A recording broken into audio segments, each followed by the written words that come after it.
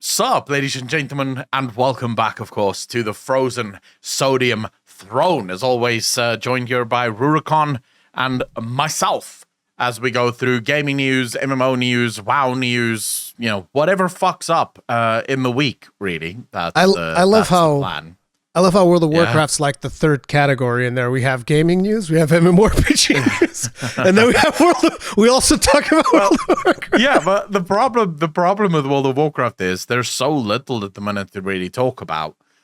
We have the patch notes, which we're going to get to, of course. But then outside of that, it's like, this has been probably one of the, tamest, beta alpha cycles that we've ever had for World of Warcraft. It feels one or two things is happening here, right? One of it could just be that I didn't get into alpha beta, so I don't see all of the new things as they come out. But I'm still on Wowhead every single day. I still look into the news every single day, and it just feels like they're holding their cards very close to their chest. We haven't had any cinematics leak. Most of the cinematics aren't available on the beta or the alpha. Good. Most of the stories that is in there is very surface level. So I don't know exactly when Blizzard is going to release those stories, if those stories are going to be part of the original launch, or maybe it's going to launch later, in a later patch. I'm not entirely sure what Blizzard is planning. It just feels like a very tame sort of build-up. Which can be either good or bad. Do you want to start talking about that? Yeah, sure. We can talk about the pre-patch that is going to be coming out tomorrow. So hopefully I'll be able to release this podcast today, so that what I said just now actually makes sense tomorrow. Yeah, that would be good.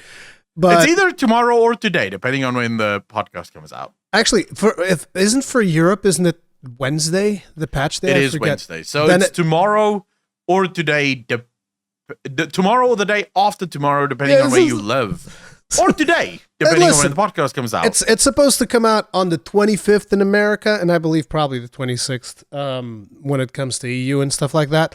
But you don't have to stress yourself too much, because the first part of the pre-patch is actually not super important. The first part of the pre-patch is more like an acclimating thing. It's Blizzard bringing in a bunch of new systems so that you can get used to it, and start setting up your character and preparing it for the actual pre-patch that is going to be coming later. So on October the 25th, we're going to be getting the talent system revamp, which is the new talents that we're going to be able to do, which are like the more old school stuff as opposed to just the 3 choices. I'm sure that people will be aware of this by now. We're going to get the UI changes, which is actually cool, because I've been playing World of Warcraft recently, and I've been playing with the default UI. I'm like, no add-ons, screw it. I'm just going to go ahead and try the default. So it's going to be a lot easier for me to adapt to the new UI. And it's like, I want to try and play the game without using add-ons. I want to see if that is actually possible. And it'll be interesting when I get to, if I eventually get to raid, I'll be like, hey guys, I don't have any add-ons. People are like, well, you're out of the raid. Goodbye. See you. Accessibility features, which are going to include press and hold spell casting. That basically means that you can keep your finger on your spells and it casts them nonstop. I don't know if that...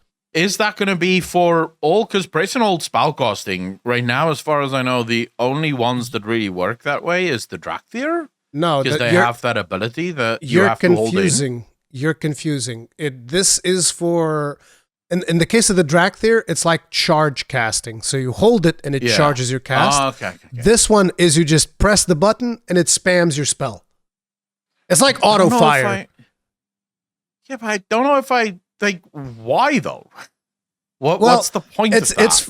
You see, I think that this would be a lot more useful in Classic, because you could just have like your Frost mages just hold Frostbolt or whatever it is, the one spell that they cast, and that way they don't have to keep pressing it. Yeah, pretty much Warlocks just casting Shadow Bolt. Yeah, the Shadow Bolt only Warlocks too. You just hold the button, boop. But it's mostly so that players aren't spamming as much. At least that's what I can imagine. My wonder is, like, I'm playing a warrior, right? Can I just like hold Thunderclap and Shield Slam, and it will just do that nonstop? I'll just hold these 2 keys. You see, I don't know. I don't know how much that's gonna how that's gonna affect sort of immersion. But I'm guessing at the same time, it is kind of not everyone's gonna use it. A lot of people are still gonna use the normal, just click the key whenever you're ready to cast. And I do think as far as for people that, because it is an accessibility feature. So for someone that maybe lost fingers or is a little bit more slow, this could be good, so they can actually get their stuff off. And I guess that with the changes over the years to how you can now queue your spells and you no longer have to click them literally when you want to cast them, I'm guessing this is not the end of the world. This is just a sort of mutation or an evolution of that system in general. So, yeah, I mean... Okay, we can continue. Never mind. So much else I want to say there. But yeah, so it's going to include the press and hold spellcasting interact keys. Now, interact keys is basically something that you can go up to an NPC, press a key, automatically selects and interacts with the NPC. This is mostly, from my interpretation, this is mostly a feature that's going to be important if you happen to be playing with a gamepad, because it's hard to target an NPC with a gamepad, and it was actually one of the biggest flaws if you were trying to play with a gamepad in the past. And on top of it, they're also adding gamepad support and more. One of the things that is not listed here as well is the aim, what do they call it? Aim targeting. So basically, it will automatically target whatever you are aiming for, which is, again, an accessibility feature for gamepad, which to me, hey, listen, the more gamepad-friendly things you add into World of Warcraft, the better. Because I think it would be good to see World of Warcraft eventually come to consoles, although that's a whole different discussion from this, which we can have as well after we go through the patch notes. But it feels like it's a lot of stuff that is helpful for people that want to try and play on a gamepad, which is good. I think so. Sorry about that. I think Accolon's like, I like gamepads too. Yeah, this is so interesting. I don't like gamepads. I know you don't. That's why that was funny. Yeah, I think they're absolute dog shit. Hey, but I do think the game coming out on Xbox is almost at this point a requirement. And it does seem like more and more changes are happening to make that a reality. We'll see. Which is good, ultimately. Then another thing that you're getting on the October 25th pre-patch is rated solo shuffle. So you're going to be able to do rated solo, which I believe the way that it works is when you do rated solo, you queue into a 3v3. And then in that 3v3, it's going to be completely random, and then they keep swapping those people up and whatever. And I think that's cool. I think that, for people that don't have the time to maintain like an arena team or whatever, because sometimes it's hard, you're just like, I'm just going to go into solo and see what happens. Yeah. I think, again, this is one of those things that, it's a topic that we wanted to discuss today, but it is that sort of the loner playstyle. The loner hero archetype that is a hero archetype that absolutely exists because there are people that's like this, and the ability to play the game and make it more accessible for solo players to actually be able to participate in the game. So yeah, ultimately, I think this is also a very good move.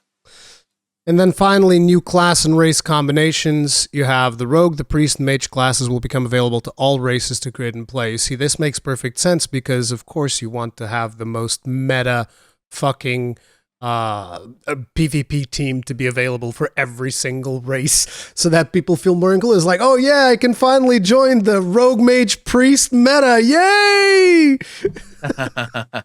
I personally I think at this point Blizzard should just drop race limitations for all classes.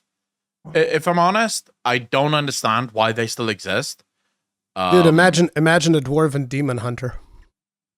Well, I mean, why not? At this point, the thing for me is it's all about choice. And I get that there are lore reasons for why you want to tie certain things to certain things. And that sort of makes sense. But the problem usually comes in with choice. If you're a player and maybe you really like the Demon Hunter playstyle, but you despise elves, well, you're like shit me? out of luck. You know? Sorry? You mean like me? I absolutely despise elves, yes. But I also don't care about demon hunters. So yeah, well, you're lucky in that, you don't care about either of those. But for people that do care, it is an incredibly limiting factor being forced to play something just because you really want to play that class. And ultimately, I would almost always err on the side of, and you can fix it, right? Especially since Demon Hunters are now part of the game. You can absolutely have it to where the Demon Hunters taught other races how to consume the blood without it corrupting you and then become a Demon Hunter. Bob's your uncle, right? No questions asked. No, I think Blizzard should do more of that. The Sindarai or whatever the hell they're called, they're always going like, I've sacrificed everything. They don't want anybody else to sacrifice. No, that's my thing. I sacrificed everything. Not you, me. Yeah, I really hope that Blizzard will do it. Because, well, for one, I want to be a Zandalari Troll Warlock. And it really pisses me off that I can't be a Zandalari Troll Warlock. It's like, I don't have a problem with them kind of like stretching some of the classes where it makes sense. So, for instance, dwarves couldn't be shamans. There's really no reason why dwarves couldn't be shamans, so they allowed them to be shamans. And it's like, I think that makes sense. But there's some combinations that don't make sense. Like, for instance, dwarves being demon hunters. That I don't think makes a lot of sense. So it's like, I'm a little bit neutral on the whole thing. Fundamentally, I don't care that much, but I do think that there's something to be said about immersion when you're combining certain classes. Like the whole rogue mage priest thing is whatever, because I don't think that makes a big difference. Any class should be able to be a rogue. Well, maybe not Taurens. I kind of feel like Taurens, you're maybe pushing it a little. Imagine an invisible, if a Tauren 7 feet can be a rogue, if a Tauren can be a rogue, then abso-fucking-lutely a dwarf can be a demon hunter. Yeah. I'm sorry. If you have a giant cow that's gonna sneak. Yeah, all right, cool. No worries about the immersion there, right? Yeah, I think that Taurens should not be allowed. Like, I'm sorry, Taurens and what's their names? The Draenei, the female Draenei could. The female Draenei could be rogues. Male Draenei, not so much. Okay, listen, you get your Cthulhu beard. That's about as much as you get. You get nothing else. Yeah, I think it has to err on the side of the player who's playing it in their immersion, because a lot of players, like I, for example, will not roll a demon hunter that isn't an elf because lore reasons. Yeah, but I think if a player wants to, they should absolutely be allowed to. Or you could have it to where the legacy classes and race combinations are completely lifted, and then where you have speciality, like demon hunters, for example, that is a speciality. Okay, the Demon Hunters, their entire lore story dates back to Illidan. So since no orcs were with Illidan, it makes sense that there are no orcs or dwarves or anyone else that can be a Demon Hunter, not until they change that storyline. And then, of course, you can have the same sort of argument when it comes to the Drakthir. The Drakthir are dragons. They were very specifically created and birthed by Deathwing. So it makes sense that only they can be evokers. Yeah. So I can sort of understand the argument around speciality or specialized class race combinations, where it literally locks all other races out of the game and only those races can be it. But for all other races, especially the legacy ones, those are for the most part. So, for example, to be a warlock, you just need to learn how to master the foul. Anyone can learn that. It's not as if it's something that only a specific race can learn. To be a warrior, you just have to learn the martial art of being a warrior. Anyone can learn that. So everyone should be able to do that. That's sort of, I think, maybe a better idea to keep your immersion thing going, but then also at the same time, open up or make possibility for more class race combinations. I think more class race combinations where it makes sense. I think that's fine. Yeah. But again, like I was saying, like rogue, rogue friggin' Torrens. I'm sorry, Blizzard. I'm going to have to go ahead and big disagree on that, but you do what you feel is right. I just want to say, in phase 2, just want to point this out. There's a point here where Blizzard is able to switch between a humanoid visage and a fearsome draconic form. Fearsome? Really? Like, the draconic form is fearsome? All right. I feel like it's more Twinkie than fearsome, but it feels a little bit more like they try to make it look as handsome as possible. Twink for scalies? all the dragon kind or whatever the fuck those people are. Scalies. Yeah, it feels like it was made for scalies to sort of get like. It's actually interesting because I was not aware of the term scalies before Blizzard made Drakthir. I was not aware that was a thing at all. But anyways, phase 2. Sorry. Yeah. No, I just wanted to say, I don't mind, because a lot of people are using this as a sort of, oh my god, this game is just becoming a furry fucking festival and whatever.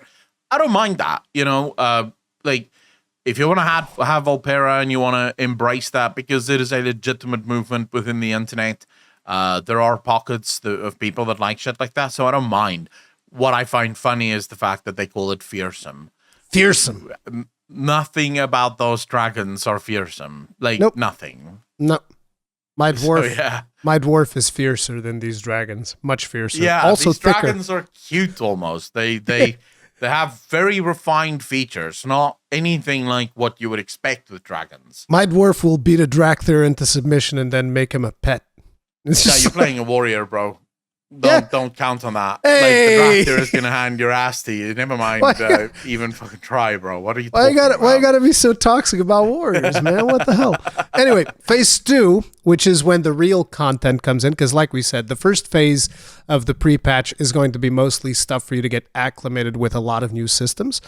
Phase 2 is going to be coming in on the 15th of November, and that is going to bring in new race class, Drakthir Evoker, which basically means you'll be able to experience the Drakthir Evoker's starting zone, which is, I'm assuming you're going to need to have pre-ordered Dragonflight in order to do this. I'm not recommending you do that, by the way. If you want to do it. That's up to you. I am not giving my seal of approval to Dragonflight, and I will not be doing so for a great many months until I get to like the end game and see what the game is like. But in order to play Drakthir, I'm assuming that you will have to have pre-ordered Dragonflight, and you'll be able to play the starter zone of Drakthir, and also, this is going to be, for many people, your first introduction into dragon riding. Even though it's not real dragon riding, it's Soar, but you'll be able to play the Drakthir, and the Drakthir have a special racial ability called Soar, which basically works like the lowest form of dragon riding so that you can get used to how that works. That is the main reason why I'll be doing that. And also it'll be interesting to see their new zone, because it's going to inform like what the zone design and stuff like that is going to be for Dragonflight. Yeah. And a new dungeon, Uldaman, Legacy of Tyr. That seems interesting. Yep. From a story perspective, at least. I don't really care for dungeons outside of their stories, so you don't like dungeons, man? Why don't you like dungeons? Dungeons are awesome. No, I'm not huge on them. I find them incredibly boring. Like, it was actually funny because as I was going over this stuff on my stream, and I was just reading New Dungeon Uldaman. I hadn't read the blue text yet, and I was like, Uldaman, that's the dungeon where there's a Titan, and you find like the discs of Norganon. And I remember that dungeon was really cool. And then I started reading it, and they specifically bring up the discs of Norganon, and I was like, holy shit, I can't believe I actually remembered that. Because like as I was saying, I was like, man, I kind of remember this, but I might be wrong. Some people are going to call me out, and then I'm like, no, I'm right. The discs of Norganon. So, yeah, the Legacy of Tyr dungeon, I like the fact that, so I will say overall, because I guess let's just say there's also in-game events are starting off then. Yes. Primal on the Storms. 15th. Yeah. I like the idea of having a tiered pre-patch. Much more than the old, here's the pre-patch, everything goes live, and it's sort of like the first week you're very busy, and then very quickly it sort of filters off, Like I remember with Battle for Azeroth, for example, the first week had like a bunch of quests in it, and you found your foothold as part of the Horde, and then the next weeks were incredibly boring because there were like 3 quests every single week. Once you're done with it, there's literally nothing for you really to do in that zone until the next week, and basically it's like. It's 1 week worth of content at the most. So I like the fact that there's a tier here. They're sort of bringing out all of the new things in phase 1 so the players can get used to it. And then phase 2 brings all of the story, the pre-patch intro stories, as well as the new dungeon. So players have like 2 dates to look forward to before the ultimate launch. I like that. I think that the biggest elephant in the room is like this pre-patch is split into 2 tiers. I think that's fine. Why is it that the first tier that actually doesn't have content, from what I can tell, I mean, it's mostly just like systems, revamps, and stuff like that. That patch lasts for like 3 weeks. And then the patch that actually has the content is going to last 2 weeks. It's kind of like I would have expected it to be the other way around. Like 2 weeks for the thing that doesn't have as much content, then 3 weeks for the thing that does have content. It's kind of weird. Well, I think the easiest takeaway is that the content is only 2 weeks worth of content, Maybe. And so they wouldn't have been able to do 3 weeks of content, which for the most part makes sense. All previous pre-patches had us deal with, incursions from the Shadowlands or Horde v Alliance where Sylvanas burns down the fucking tree. That was great, or dude. demon invasions and things like that. Yeah, that was a pretty fun pre-patch. Whereas this time around, it's not a massive invasion that is taking place on Azeroth. Yes, we're fighting the Primalists, but considering the fact that we know nothing of the Primalists, and the Primalists it has only just recently awoken again, it kind of makes sense that there's less content in the pre-patch. Like, there's less of a story that takes place in the pre-patch. I really hope it's good, though. I hope it's incredibly story-driven, and it really sets the tone for Dragonflight. Let's wait and see, That's all I can say at this point is wait and see. I think... Yeah? Go ahead. No, I just want to say, to your point of the pre-order thing, I think everyone that would have pre-ordered have already pre-ordered, and the people that will pre-order are people that would have pre-ordered anyways. I haven't. So, yeah, but that's because you don't want to pre-order. Whereas for people, like the people that play only WoW, or the people that know they're going to play WoW, I think they've already pre-ordered or they're going to pre-order anyways. So it doesn't really matter. At this point, I've given up on telling people not to pre-order, because every single time I do, there's like a half of my audience that goes, "Oh yeah, I already pre-ordered." It's like, "Oh, okay, so never mind then."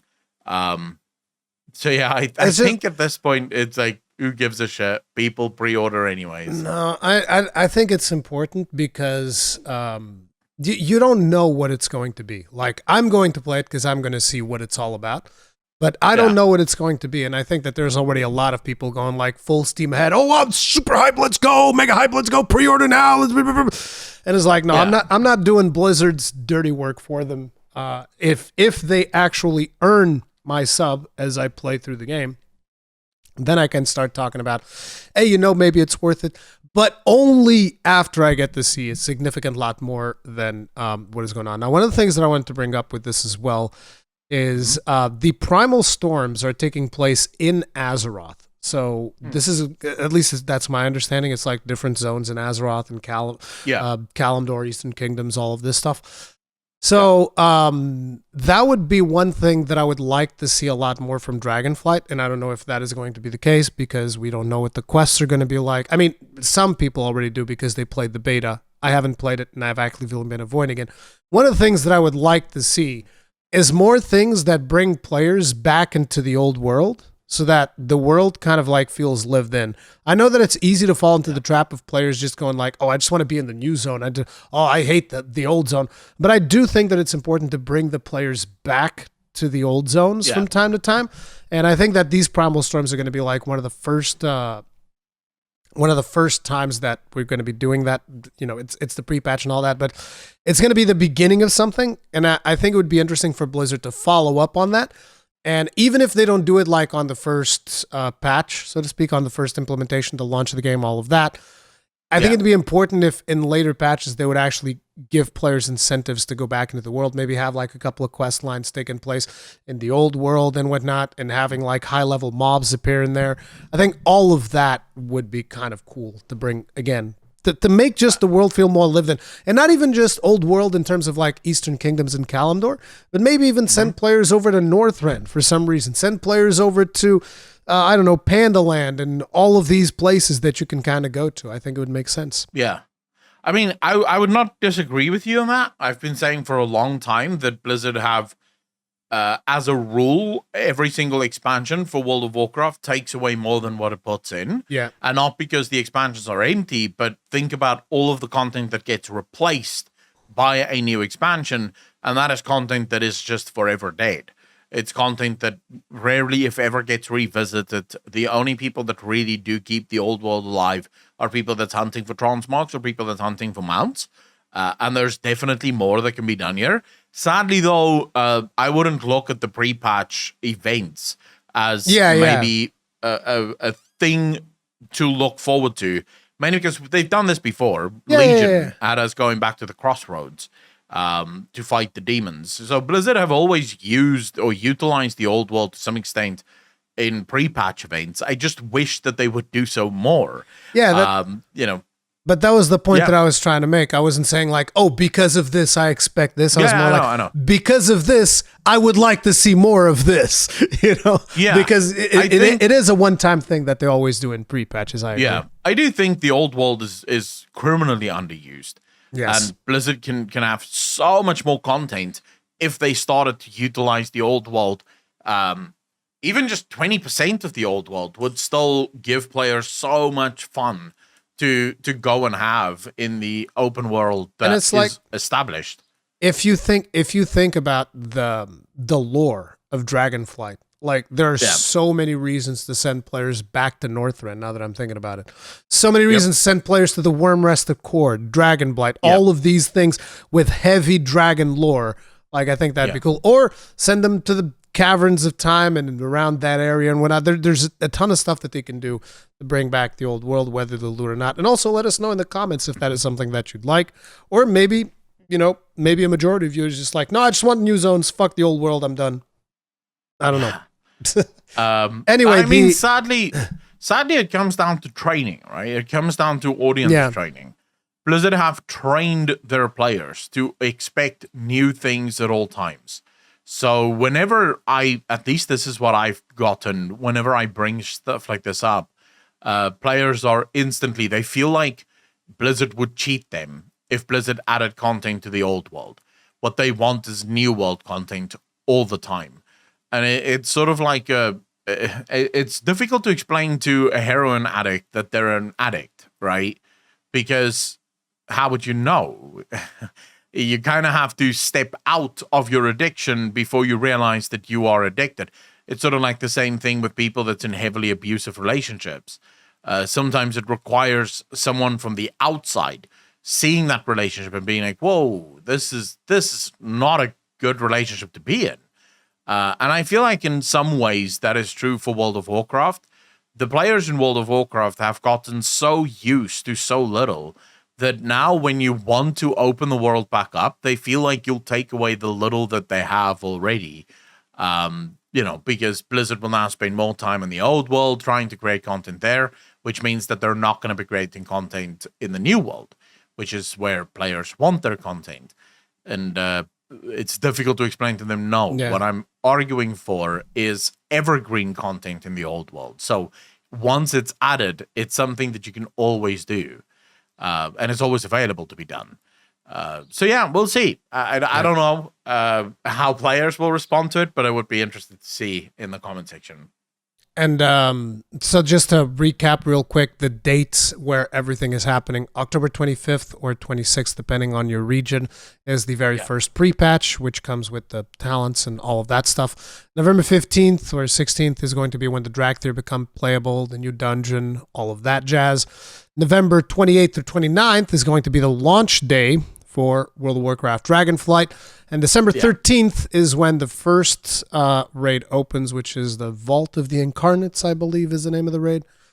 Yeah. Which I haven't seen anything about yet. I know that Preach has made a video. I still plan on eventually watching that on stream or something.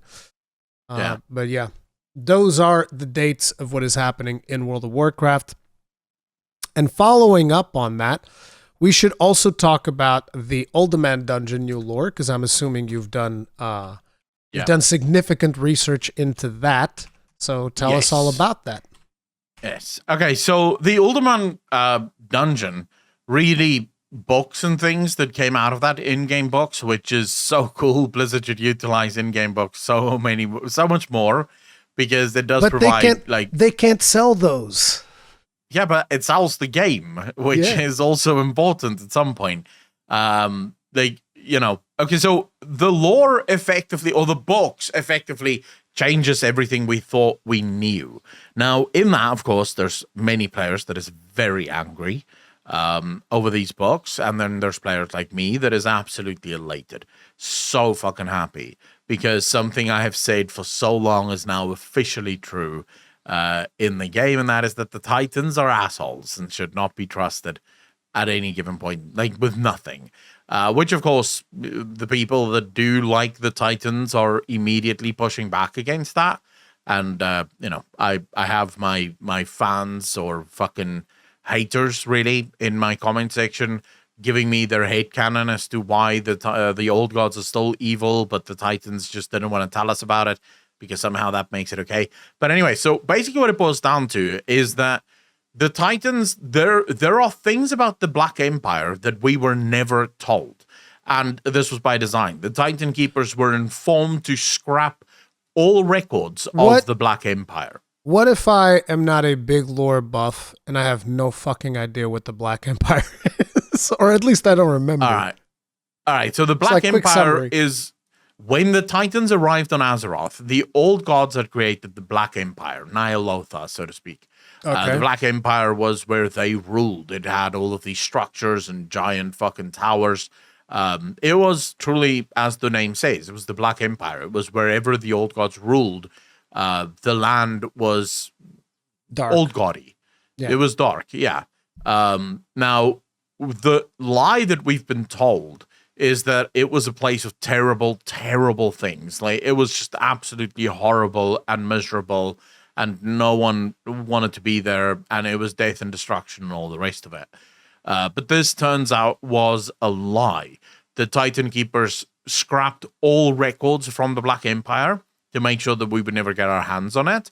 They also went forth and basically proclaimed that everything that has ever existed was created by the Titans, and that no one can dispute this fact. And then it goes further and says, any of you that is arguing against this is not a fallacy, because can anything truly have been created if it has not been ordered yet? So basically, we don't know what on Azeroth is the work of the old gods and what on Azeroth is the work of the Titans. Because the Titans sort of, in hindsight, claimed all creation for themselves because they claimed that they ordered it. So if it was a little bit chaotic, they brought order to it. They then go on to speak about us, mortals, and the gift or curse of flesh, and how they're not sure how it was possible for the old gods to create this flesh. But what is very interesting is that as soon as the earthen, or the dwarfs as they are now known, as soon as the earthen got flesh, they left. They stopped fighting the old gods and just left, went in their own direction. And it seems like it's also talking about multiple different types of dwarfs that each went in their own direction. We know that there are different dwarven tribes, so this tracks. And then the big reveal actually is heretics. They speak about a world, a land called Avalorn, or an area called Avalon, and the heretics escaped to Avalon, and the Titans have launched 3 expeditions at the time already to try and reach Avalon to take out all of the heretics, and each one of those was met with death. So they couldn't take Avalon. They couldn't take down the heretics. Now, the heretics could be anything, right? It could be Titan Keepers, it could be mortals, it could be anything. We don't know what the heretics are, and we don't know where Avalon is. We just know that it's a place that's being spoken about in these books. So that's sort of the Uldaman, in a nutshell, the Uldaman spoilers. Mm-hmm. Now, players, of course, were very angry about this because it basically proves that a lot of what we were told in the chronicles was a lie. A lot of it wasn't true, and this is where players sort of got really angry because the chronicles were originally marketed as the be-all, end-all, first stop, end stop of lore. Anything to do with lore, this would be the word of God. And then, of course, later Blizzard did change their minds on that because they did say that the chronicles were actually written by the Titans, so it is from the Titans' perspective. But still, a lot of players are very angry over these changes because, I mean, and now they're making the excuses like, yeah, I spent my fucking money on this. Like, I bought this book because it was promising to be the be-all, end-all lore of World of Warcraft. And now they've just gone and changed it because it was convenient for them. So I've wasted my money. To which I usually reply, yeah, you would have fucking bought it anyway. Like, stop lying. It's like, so the way that I'm looking at this as someone that is not that deeply invested into a lot of World of Warcraft lore, like I'm mostly invested into things that involve dwarves, basically. Those are the things that I care about. And it's like, I look at this, and what it seems like to me is like initially when they did the books, initially when they talked about the story and the Black Empire and all of this, it was intended for the Titans to be good. They've always been portrayed in a way as good, even if Sargeras was maybe just a little bit overzealous, just a little bit. But besides that, I kind of feel like it was always intended for them to be good. But clearly, the current team that are the what do they call themselves? I forget the term that they use. It's not the gatekeepers of lore. It's the hosts of lore. The whatever. There's a term that they tend to use when it comes to that. That basically indicates that, like, hey, we're just here to maintain things. It looks like they're more in line with, we want to write out our own story. Which, you know, whether it's going to be good, whether it's going to be bad, if the Shadowlands is any indication, it's probably going to be fucking terrible. But, you know, if they're changing things and those could potentially make a more interesting story, I don't know if that is the case or not. You seem to be excited about it. So, sure, we'll see we'll see what comes out of it. I'm curious because, you know, the Titans being evil is not something that I'm fundamentally against because they're definitely flawed. The Titans are definitely flawed. I don't know how I feel about the whole concept of the first ones and all of that that came with the Shadowlands. That part, I don't know. But, like, fundamentally, let's just put it like this. Make a good game and make a decent story. But, like, this time, try not changing your mind all the fucking time. Well, let's try to do that. Let's try not to fucking flip-flop between what you're supposed to be doing. Like, establish something. Sorry, I wanted to say, we already know that the first ones are now confirmed because in the books, it also speaks about the first ones. It also says that the mortals may never learn of Zirith Urdum, I think is the name of the Zirith realm. I think it was where Zirith the Titans Ortis. were created. Isn't it Zirith Ortis? Yeah, Zirith Ortis or Zirith Urdum or some shit like that. But that's where the Titans were created. So we know that the Titans are constructs. So that entire passage in the Chronicles about the Titans being nascent souls and living inside worlds, that's bullshit. The Titans were created inside the Zirith realms. Now, a lot of people sort of misunderstand that Titans could still have been born from planets. It could be that their souls are designed inside Zirith Mortis and then placed inside planets, because remember, if there is a Zirith Ortis or whatever realm, I can't remember what it's called, But if there is such a realm, that realm would be responsible for the creation of everything in the Great Beyond, including planets. So a planet is created with a soul inside of it, and then that soul will eventually be born, and so on and so forth, right? So it doesn't completely negate what was written in the Chronicles. It just sort of gives a backstory of what was written in the Chronicles. To this, though, the reason the outcry, or the reason I'm excited for it, and this is something that a lot of players still seem to... I made a tweet the other day where I basically said, there are two types of... Well, there's actually three types of storytelling, but for sort of making things very simple, let's just say there's two types of storytelling. The one is the objective storytelling. So this is where you have a narrator that's omnipresent like a god figure, and that god figure is telling you things. That is usually what we refer to as canon. It is canonical because the omnipresent god figure knows the thoughts, the feelings, the emotions, the actions, and the repercussions of all of this. So in a story, this would be the narrator saying, and he looked at him with malice in his mind, and he struck his bow and let the arrow fly, not realizing that that one death will cascade into the future and will ultimately start a war from which his kingdom will never recover. So the narrator clearly has complete power, not only over the thoughts and feelings and emotions of the characters, but also over the future, the timeline of the story, because the narrator knows that that bow or that arrow is going to strike someone. The someone that it kills will eventually lead to war down the line, and that war, the guy that shot it, his kingdom will lose that war. That is what we call objective narration. And then you have subjective narration.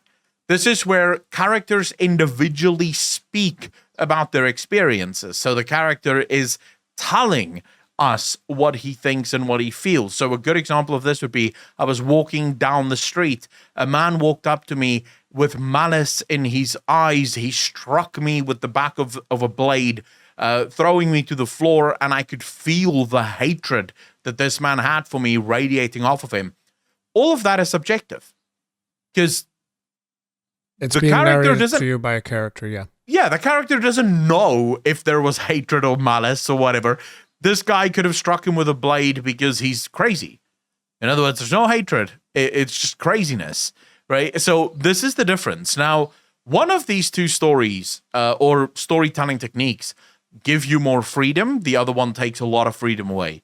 Omnipresent or objective storytelling ends up usually in things like World of Warcraft, in things that never end, being incredibly restrictive. Because once you've laid down the law, you can never change it. Even if you come up with a better idea down the line, you've laid down the law. You've said this is what it is. In recent years, Blizzard have moved further and further away from that and closer to subjective narration, which this excites me because it opens the door for so many more stories to take place. Because you can have a story that plays out and everyone sees how the story plays out.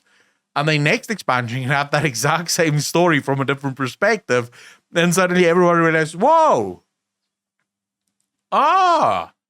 we didn't know this. So kind of like with the Grimoire of the Shadowlands being written from the perspective of the brokers, I think Blizzard did a good job at least making all of that suspicious. Because you don't know if it's true. It's what the brokers thinks. You know, it's their best guesses. It's like history. History is written by the people who win the war. It's that simple. So the people who win the war, they're the good guys. It's like, that's just the way that it goes. It's like, hey, we were fighting against these evil dudes. Like, we won the war. So therefore, we're the good guys. It's always how it goes. Yeah, exactly. Right. But yeah, in this case, I think a lot of people are getting really angry because Blizzard is leaning quite heavily into the subjective narration where, again, all of these texts and these books that we got from Uldaman is incredibly subjective. It's from the perspective of the keepers, or more specifically, from the perspective of the keeper that wrote it. So the keeper that wrote it is telling us what they are doing and what they're seeing. He could also be lying. Yeah, they could it could literally be placed there for us to find, as a way of throwing things off. So there's so many possibilities, and I love this. I'm here for it because it opens speculation possibilities, but it doesn't paint you into a corner like for what so many other moments in World of Warcraft have done, where now you're in a corner. What the fuck are you supposed to do about it? Other than raid con a bunch of shit. So yeah, I'm very much excited for this. Let's hope that Blizzard can capitalize on that and actually make like a decent enough story. But I'm gonna move us along. That was pretty much most of the World of Warcraft stuff that we had to talk about. I think there's a whole. We wanted to talk about WoW on console. Oh yeah, WoW on console. That's right. Yeah. That's the thing that I almost forgot. So World of Warcraft on consoles. In my opinion, this would be a good thing. I think that Final Fantasy XIV benefits greatly from this. Yeah. And it's just, especially if you have crossplay, because like if you add it on console, you need to have crossplay. I know that some people will be like, oh, I don't want to be playing with people on PC because they have add-ons, or oh, I don't want to be playing with people on console because they're gonna suck. But it's like, here's what I can tell you. I savage raid on Final Fantasy XIV with controller, and it is very much doable. All you need is to have the proper way to do inputs on a controller, and it works just fine. There's like one thing where I feel that mouse and keyboard have an edge over a controller when it comes to Final Fantasy XIV, and that is on healing, because you can just click the name, and I have to scroll through it using the D-pad. And that is a big disadvantage. So a heal on mouse and keyboard is going to be way faster than me on a controller. And I think that very few people will disagree with that. But besides healing in Savage Raids, I think everything else you can do just fine with a controller. No issues whatsoever. Some people will bring out, and as I myself have brought out, the fact that, you have those ground template spells. Those are a little bit of a problem. But there are macros that can cast the spell, if I remember correctly, directly on top of your cursor, right? There's macros for that. I think I've even done some of those macros. So it's like you can do that in 14 as well, and you can do that in World of Warcraft as well. So that kind of solves that problem. And I just feel like World of Warcraft reaching out to different devices will end up being a net positive for the game. It's just that simple. Yeah. I do think you need a lot of work that needs to go into it. So, for example, I think in World of Warcraft, actually, I know for a fact you can do this in World of Warcraft, which is already going to be a great boon, because you can actually trigger things like dropping, for example, dropping a spell on a specific point, like you just said there. You can set it to where the button will drop it on your current target. So it doesn't even matter where your cursor is. If you have a target selected, that thing is going to drop on that target. And if you want to drop it on a different target, all you have to do is tap target. And I believe consoles have that ability. Yeah, it's just a button. You just hit a button. So it's like, or a combination of buttons. Like there's, for instance, in the case of Final Fantasy XIV, tap targeting, for me, is just the case of like pressing left trigger and then pressing right bumper or left bumper, and it cycles between the two targets. Or right trigger also works for that, for cycling between targets. So it's super easy. But even beyond tap targeting, remember that one of the things that I brought up when we were talking about the accessibility features, one of the new features that is getting added into World of Warcraft is the aim targeting. So where you're aiming your character, it automatically targets that. So you don't even need tap targeting. Just aim your character in the general direction that you want to target, and boom, your target gets selected for you. Which in some situations is not going to be optimal, I'll concede, but you can have a combination of both, like aim target plus tap target. So you aim and then you tap target between the targets in that general direction. And I think that should be perfectly fine. In that, all I would say is what Blizzard would have to do is give you an option of saying, right, I might be focusing somewhere else, right? I might be looking somewhere else, but I want to keep my main fucking target. Like once I've targeted something, that is what I want to target. I don't want you to fucking start changing. Because you do oftentimes, like the amount of times that I've played World of Warcraft that I'm not even looking at the boss. I'm looking somewhere else. My entire character is fucking done somewhere else. I'm casting on the boss, but I'm keeping an eye on a different part of the battlefield. If I then suddenly start casting on fucking ads instead of the boss, I will lose my shit, right? So that needs to be a thing so you can control your targeting. It doesn't just go where the fuck you look. But no, I think ultimately the main takeaway for me is always going to be accessibility insofar as who gets to play your fucking game. PC, whilst yes, absolutely the premier way of playing video games, I just want to make that clear, consoles are for peasants, and mobile is not gaming.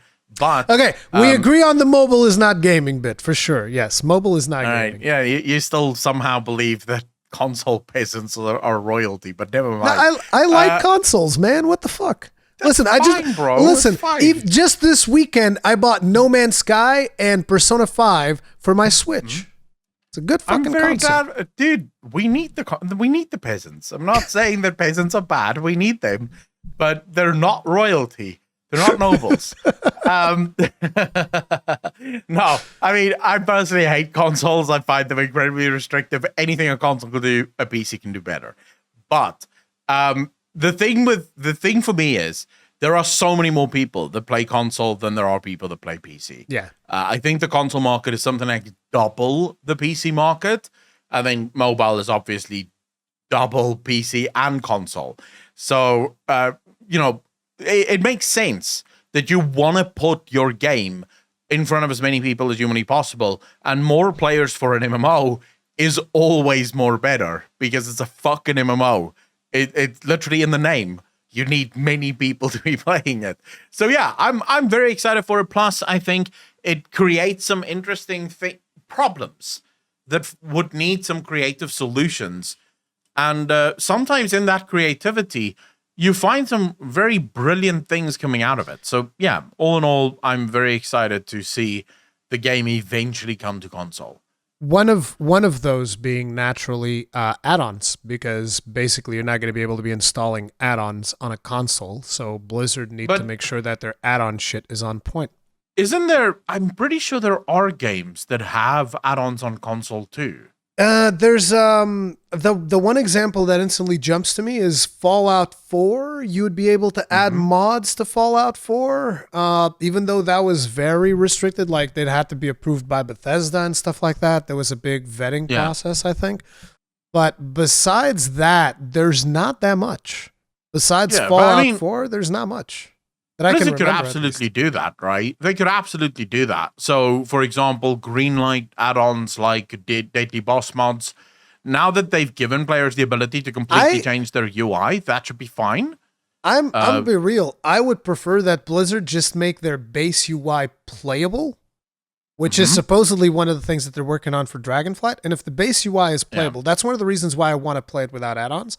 I want to see how playable the game is without add-ons. Because like I said, I don't need any add-ons to play 14. And I Savage Raid and I do all these things. And the base UI serves me just fine. Could it be better in some occasions? Yes. But it's like, it's perfectly fine. It's functional. It works.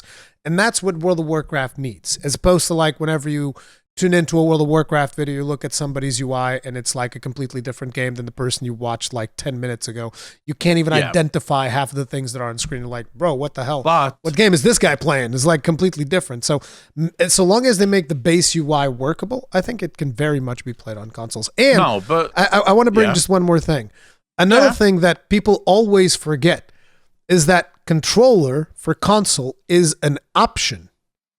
You don't need to play controller on console. So for instance, Final Fantasy XIV, you can hook up a keyboard and mouse to your PlayStation 5 and play just like you, or your PlayStation 4 and play just like you would play on PC. This is an option. You can straight up just plug. My God. As a matter of fact, I did that back when I was only playing on PlayStation 4. I did that to set up the UI because setting up the UI on a controller was a fucking pain in the ass. So I was like, no, I'm going to set up the UI with mouse and keyboard and then I'll play with the controller. And macros, whenever I need to write a macro, I'm not writing it on a controller. You crazy. I plug in a keyboard and then I write the macro. But you're still arguing that it's not for peasants. It's not. Because this is literally the example of the peasants trying to be like the nobles. Oh yeah, we can have nice things too. Look at my mouse and keyboard on my console. Listen, there's plenty of games on PC that play better with a gamepad. It's just that simple. That's a fact of life. Dark Souls. Monster actually, Hunter it works just fine on my mouse and works keyboard. a million times better on gamepad, bro. It's not even in the same. Forget about it, dude. Is it playable on mouse and keyboard? Yeah, you can play it on mouse and keyboard if you really want to. Brilliant on mouse and keyboard. It's almost as if mouse and keyboard is superior. Listen, let me tell you something. Imagine that you are playing Dark Souls and somebody is sitting next to you playing Dark Souls, but on a gamepad, right? It'd be the same thing as you playing Call of Duty on the gamepad and the person next to you playing Call of Duty on mouse and keyboard. You understand? No, because mouse and keyboard is just better. 100%. Yeah, exactly. In Call of Duty, mouse and keyboard will trounce. That's why I said you would be playing with a gamepad. Get it? Yeah, no, but even on things like Elden Ring, mouse and keyboard is just better. Stop. Of course it is. Stop. No. Like, bro, the buttons, I have so many more buttons. I have so much more control. No. I mean, it just makes sense to me that people would play with mouse and keyboard. Listen, I'm a pull a J. Allen Brack. You think you do, but you don't. Dude, I hate fucking... I still have that controller there. It's I know not you do. The Logitech control. Poor Logitech controller just sitting there. It hasn't moved, bro. It literally... I haven't touched it since I bought it. This is custom, bro. This is custom. Golden. Look at it. Oh, so much money wasted and you could have bought a mouse and keyboard. I got it for free. This was given to me. No, I mean, ultimately, yeah. I mean, it is about just bringing the game to more people. Yeah. So yeah, I think that's good. I want to see that happen. So yeah, I mean, just back to the original point. Players are always going to... So I'm not against add-ons. We've had this discussion before. I'm not against things like DBM, things like Big Wigs. I do think right now, those add-ons go way too far. Yes. Like, right now, those add-ons do way more than what they're supposed to be doing. They were meant to be basically glorified timers. That was what their job was, is to give you a timer of when the next thing is going to happen. And that was perfectly fine. Nowadays, they basically play your game for you. They'll tell you where to stand. They'll tell you which targets to switch to. Like, they do a whole lot of things that they're not actually supposed to do. And I do think Blizzard should get rid of that functionality. But even if we were to say, like you said, Blizzard should make the game entirely playable with their default UI, I still think there's a world in which add-ons matter. Because... Sorry, I'm sorry. I didn't mean to interrupt. It's like, I completely agree with you in the fact that you should be able to customize your UI even further. The point where I draw the line is where you have add-ons that make the game easier. Yeah. Which fundamentally is what DBM does, is what WeakAuras does, is what like a ton of other add-ons do. They make the game easier. And it's like, I don't think you should be able to make the game easier. It should be... You have the default UI, gives you all the information that you could possibly need. And then you have these things that are like, oh, you want to make your map look like this. All right, that's cool. Go to town. You want to make your, what do you call them? The action bars. You want to make your action bars look all pretty. Use mask on top of those. Sure, go to town. You want to use bartender to make your bars be like diagonal instead of like vertical and horizontal. Yeah. Go to town. Don't care. Do whatever you want. But it's like the moment that you tell me, I want an add-on that gives me this timer when I press this button, I'm like, I don't know about that. The reason... Because like, if the default UI can convey that, I mean, okay, if there's something that default UI can convey, sure. But if it's something like, say, a boss ability that maybe they don't intend for the UI to convey that and they just intend to, hey, actually pay attention to the boss, which was, again, when I started playing 14, it was one of the things that blew my mind. It's like, what do you mean pay attention to the boss? Never had to look at a fucking boss in all my years of playing World of Warcraft. Why do I got to look at the boss now? Well, if the boss raises his left hand, it's going to do something different than if he raises his right hand. So, pay attention to that because that's going to be important. I think with WoW, it is a different game fundamentally, right? And so you can't really compare it 100% to Final Fantasy because the combat works very different. In WoW, for example, you more often than not have far less time to react to things. And that's just the way the system works. WoW doesn't have the 3-second tick timer. that's hard baked into the game. So Blizzard can make you react within a second to something, and that's all you have to react to it.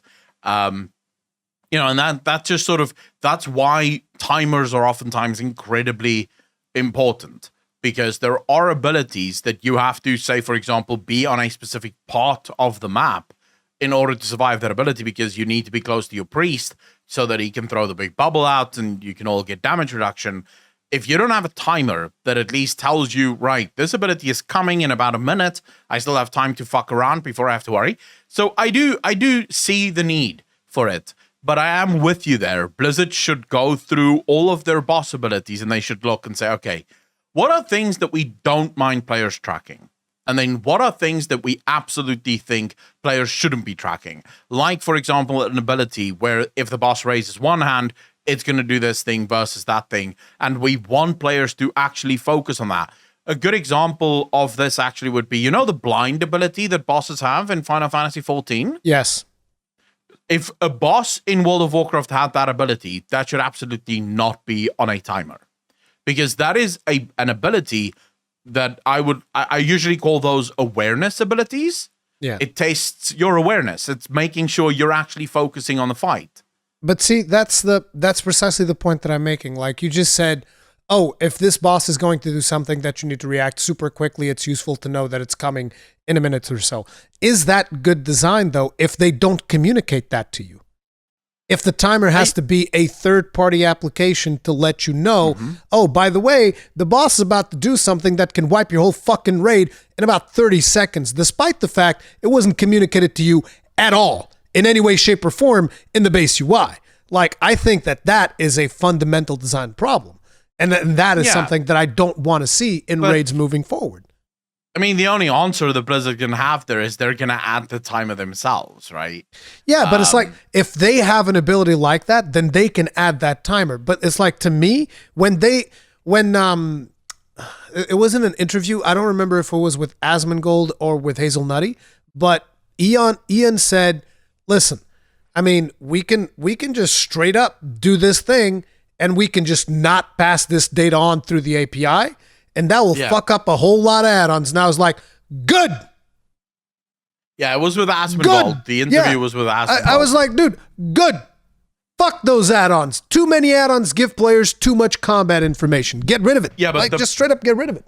Make that shit appear in the base UI. Yeah, but the thing that Ian was referring to is some of those things that people keep track of is only viable or possible because of other things that people might want to keep track of, like debuffs, for example. That's too bad. If you want to keep track of a debuff, well, if you couldn't keep track of a debuff, you're fucked. That's too bad. No, but you don't understand. You wouldn't be able to play because there are debuffs in World of Warcraft that will one-shot you. Yeah, if that is a thing, that needs to be communicated in the base UI. Like, you understand, you're making excuses for them at this point. It's like, well, it's like, we need this because there's also this other thing that the add-on does. And it's like, well, if that is so essential, it should be baked into the game UI, and it shouldn't need a third-party tool to do it. Yeah, but there's arguments around that because the game absolutely already communicates all debuffs to you. Well, there you go. The problem is oftentimes placement and size.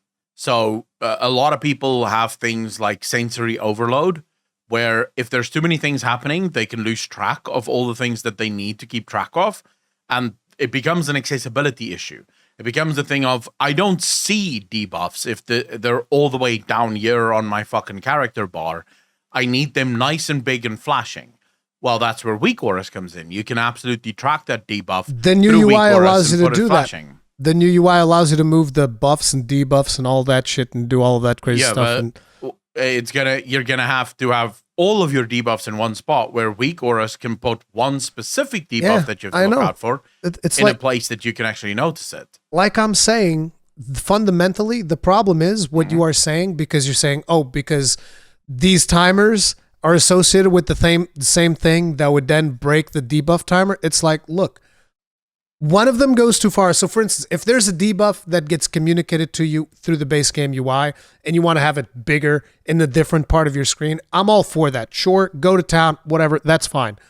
The problem is when you're telling me that in order to do that, you also need to allow this other timer thing that gives you all of the boss's abilities in a neat little list. And it comes like, in 1 minute, this is going to happen. In 30 seconds, this is going to happen. In 15 seconds, so I'm like, hey, listen, if you lose your ability to better track the debuff just so that this other thing goes away, I'm not going to cry about it. That's what I'm saying. And it's like, if that is a problem, then Blizzard needs to make the other part of the base UI more customizable. Mm-hmm. But fundamentally, the sacrifices that we are making from a combat standpoint, we're losing much more than what we're gaining for the track of a single debuff.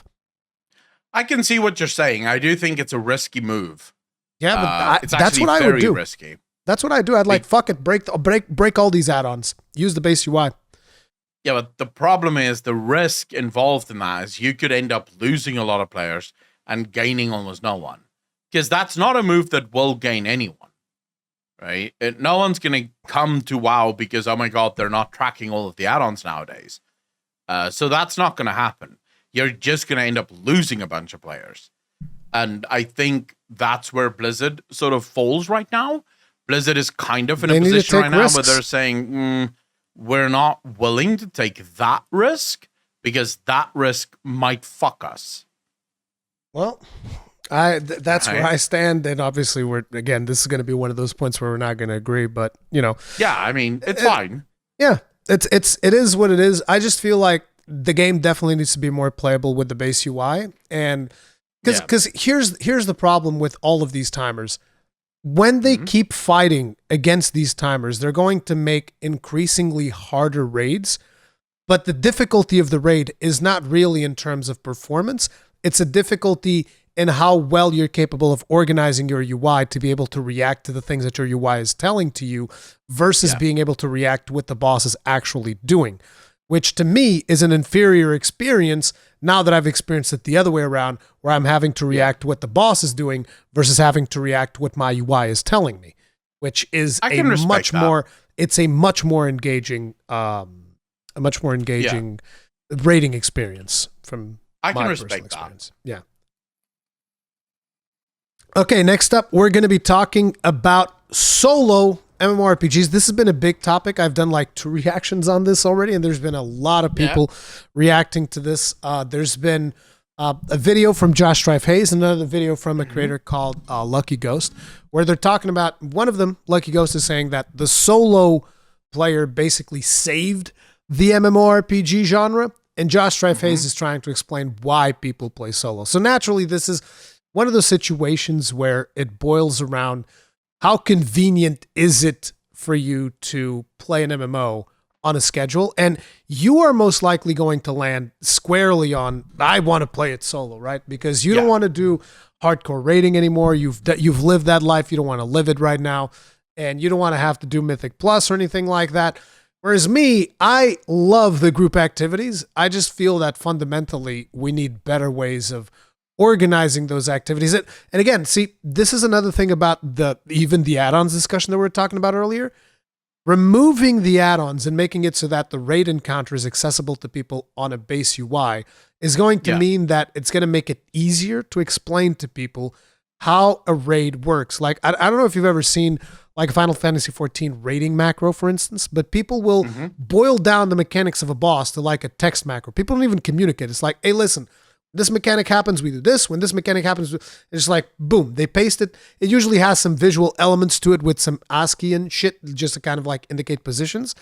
But that's how people do hardcore raiding in 14. They paste the macro, everybody looks at the macro, people call out, okay, I'll be the main tank, I'll be the off tank, I'll be range 1, range 2, because I'll have specific positions for range 1, range 2, healer 1, healer 2, melee 1, melee 2. They have positions for everything, right? And so everything gets explained in one neat macro and boom, go. And it makes it a lot easier for people to pug. Like trying to explain a pug without people having watched a video in World of Warcraft is damn near impossible. Let's be real. Yeah. Depending on the raid, of course. Some raids, it might be doable. A lot of raids, it's not going to be. And so this is things that are going to enable group play a lot more, and which, you know, that's the camp that I want. I want to be in. I want to do more group play things. I just feel like they should be more accessible. You're going to be on the solo camp. So Why is it that you prefer to play it solo? Well, okay. So first and foremost, to just sort of define the position a little bit, solo play has nothing to do with the lack of group play. Yes, solo play has to do with the accessibility of group play. So you want to make the game as accessible as humanly possible to the solo player. Now, before people go, well, if you want to play solo, play a single player, that's not really how that works. So MMOs are fundamentally about hero archetypes. You're playing the healer, you're playing the tank, you're playing the damage dealer, you're the guardian, the protector, the avenger. That's what MMOs are about. That's why people play MMOs. One of the hero archetypes that is very well founded within fantasy and also within humanity is the loner archetype. This is the person, the Lone Ranger, the guy that goes out and the maverick, just does his own thing and doesn't listen to anyone else and just doesn't have friends. And the only friend he has is dead now, and that sort of thing, right? Jesus. That's the loner archetype. And it's a pretty prevailing archetype, and it's one that I find myself in quite solidly. I like the loner life. I do most of my things on my own. I don't like sharing with a lot of people. I just do my thing. The issue is when a game is designed from the standpoint of excluding the loner from everything. Because unless you have a guild or unless you can find a group, you're not going to be able to do these things because these things only exist for group play. And ways around that would be like in Final Fantasy, making bosses easily explainable means that even the loner can come in and do his or her job, without having to, watch a video, for example, or find a guild in order to do these things. But then also just the addition of enough content for the loner to actually do alone, which is something in Final Fantasy have more than enough of. There's a lot of content in Final Fantasy that you can do 100% on your own. You don't need anyone around you to do it with. And then there's the content that needs groups, but it's easily enough explainable that even the loner can find a group if they want to do those things. Compare that to World of Warcraft. There's almost no content for the loner to engage in. So the loners find their own content. They start grinding mounts or pets or transmogs, because those are the only things that they can really do solo. They start running all raids, because those are the only things that they can do solo. For all of the other things, if they really want to do it, they have to do Dungeon Finder or Raid Finder, which is an incredibly bad experience, or join a normal, in which case they're immediately going to be asked, did you watch the video? And if you didn't watch the video, then get the fuck out. Because, these bosses are usually more complex than what, they're really supposed to be. So at the end of the day, I think for a while, MMOs worked even without the loner archetype being considered, because we didn't have things like social media. So it was like MMOs really was the first social media. Yeah. World of Warcraft, for example, almost all of modern day social media comes from World of Warcraft. The ability to chat to other people in real time was something that didn't exist. It's actually funny. Now that you've said that, you think of what Mark Zuckerberg is doing with Meta, and it's like, bro, Blizzard did that in 2004, and they didn't need a fucking VR headset to do it. World of Warcraft is the metaverse. People have their lives there. People have fun there. One of the metaverses, I actually know a guy. Him and his business partner would have their meetings in Azeroth. They would literally go fishing, and then they would just sit on Vent at the time and just discuss shit, right, while they were fishing. So at the end of the day, this is the original metaverse. But that's why they worked. As they've matured and as they've become sort of part of the mainstream gaming experience, I think more and more people, we no longer need an MMO for our social experiences. We have Discord. I can hang out with my friends and play a game. Like the other day, I was hanging out with some of my friends in Discord. I was playing Oxygen Not Included. They were playing one of them was playing Apex Legends. Two of them were playing, I think, Call of Duty, and then another one of them were playing some roguelike game. We're all playing different things, but we're hanging out on Discord. So I'm already getting my social fix. So when I'm playing an MMO, I want to play my game.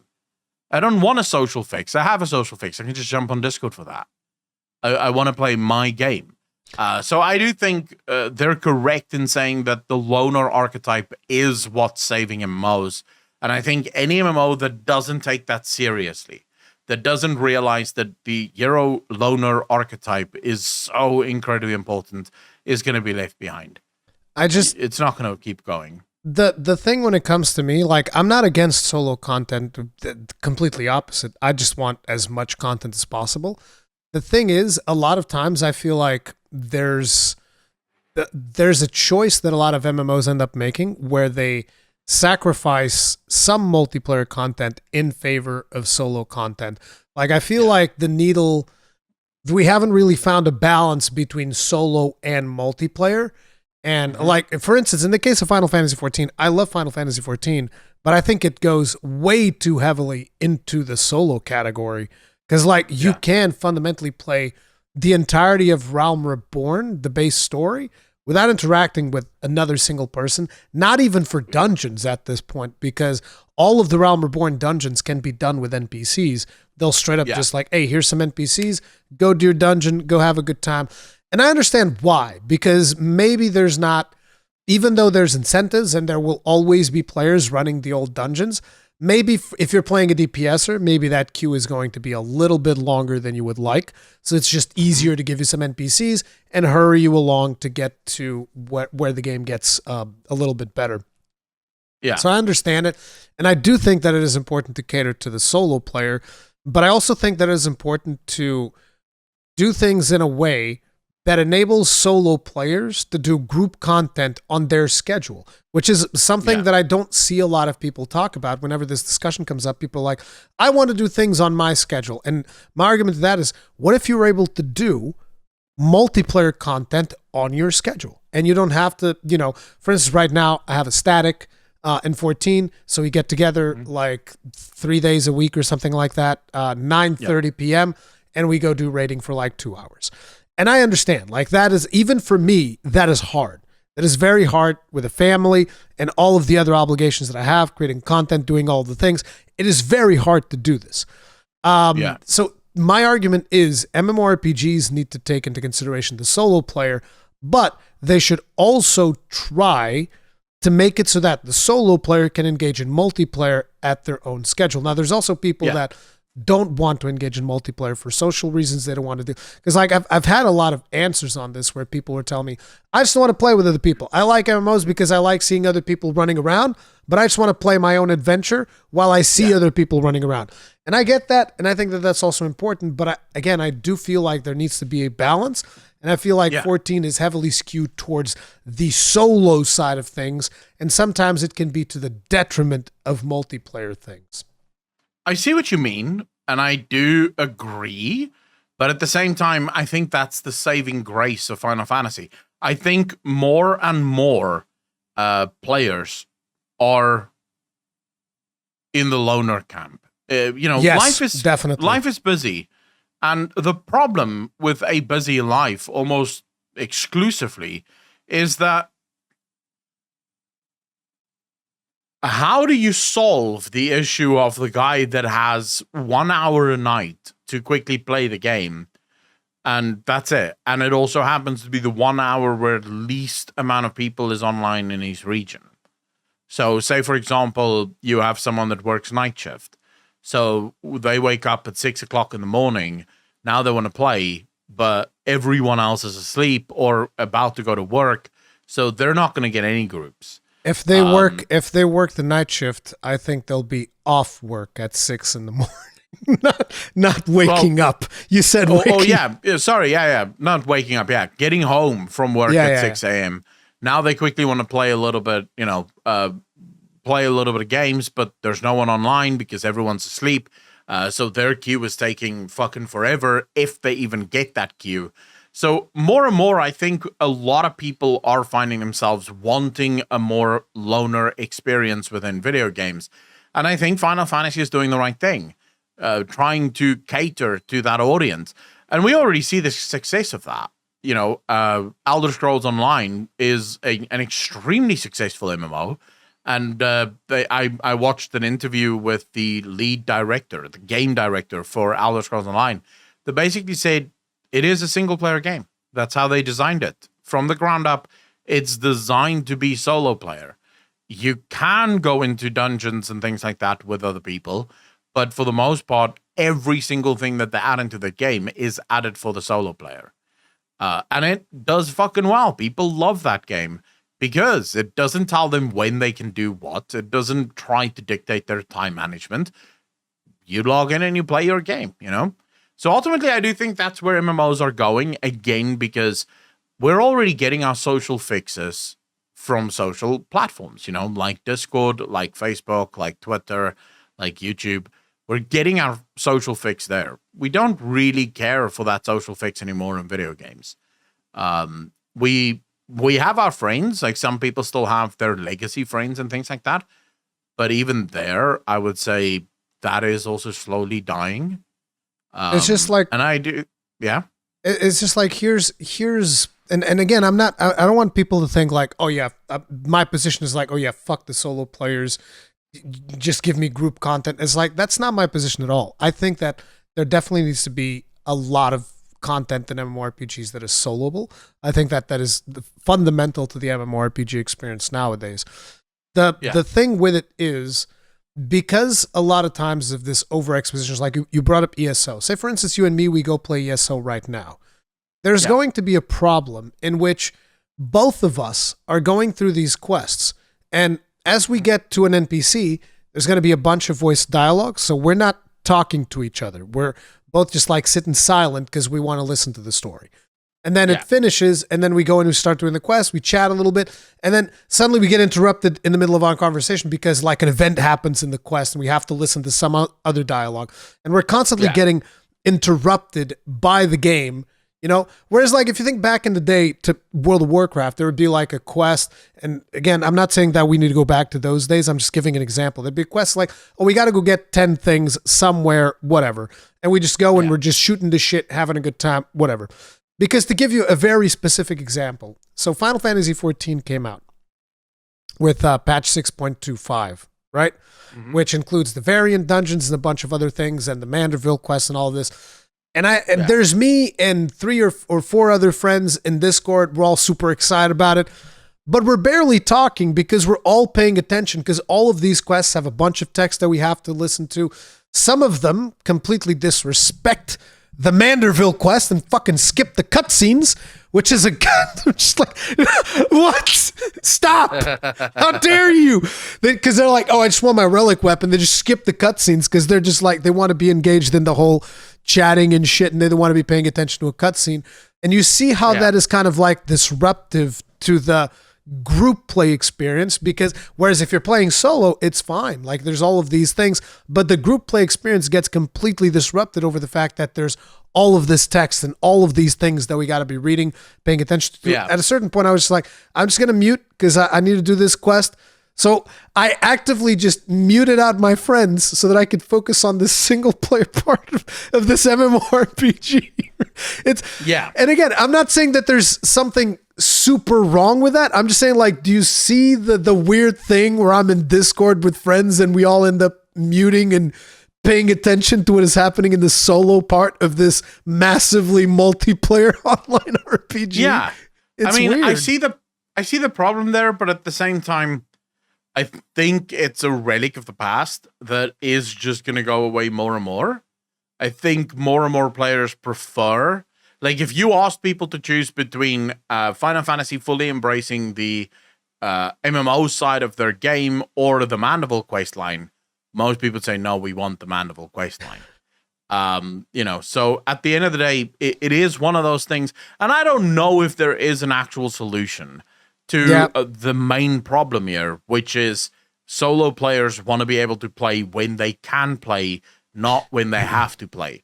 And I don't think there is an actual solution to that because time zones, because servers, because life. Currently, there definitely isn't a solution for that. But I just wanted to bring up the talking points, and I think it's an interesting discussion to have. Like, I'm not saying that we need to go in this direction or that direction. I'm just saying like there definitely needs to be some kind of a balance that is struck there, where we don't go too far into fully solo. Because at that point, it's like let's put it like this: if you're just playing this game completely solo, there's just better RPGs that you can be playing.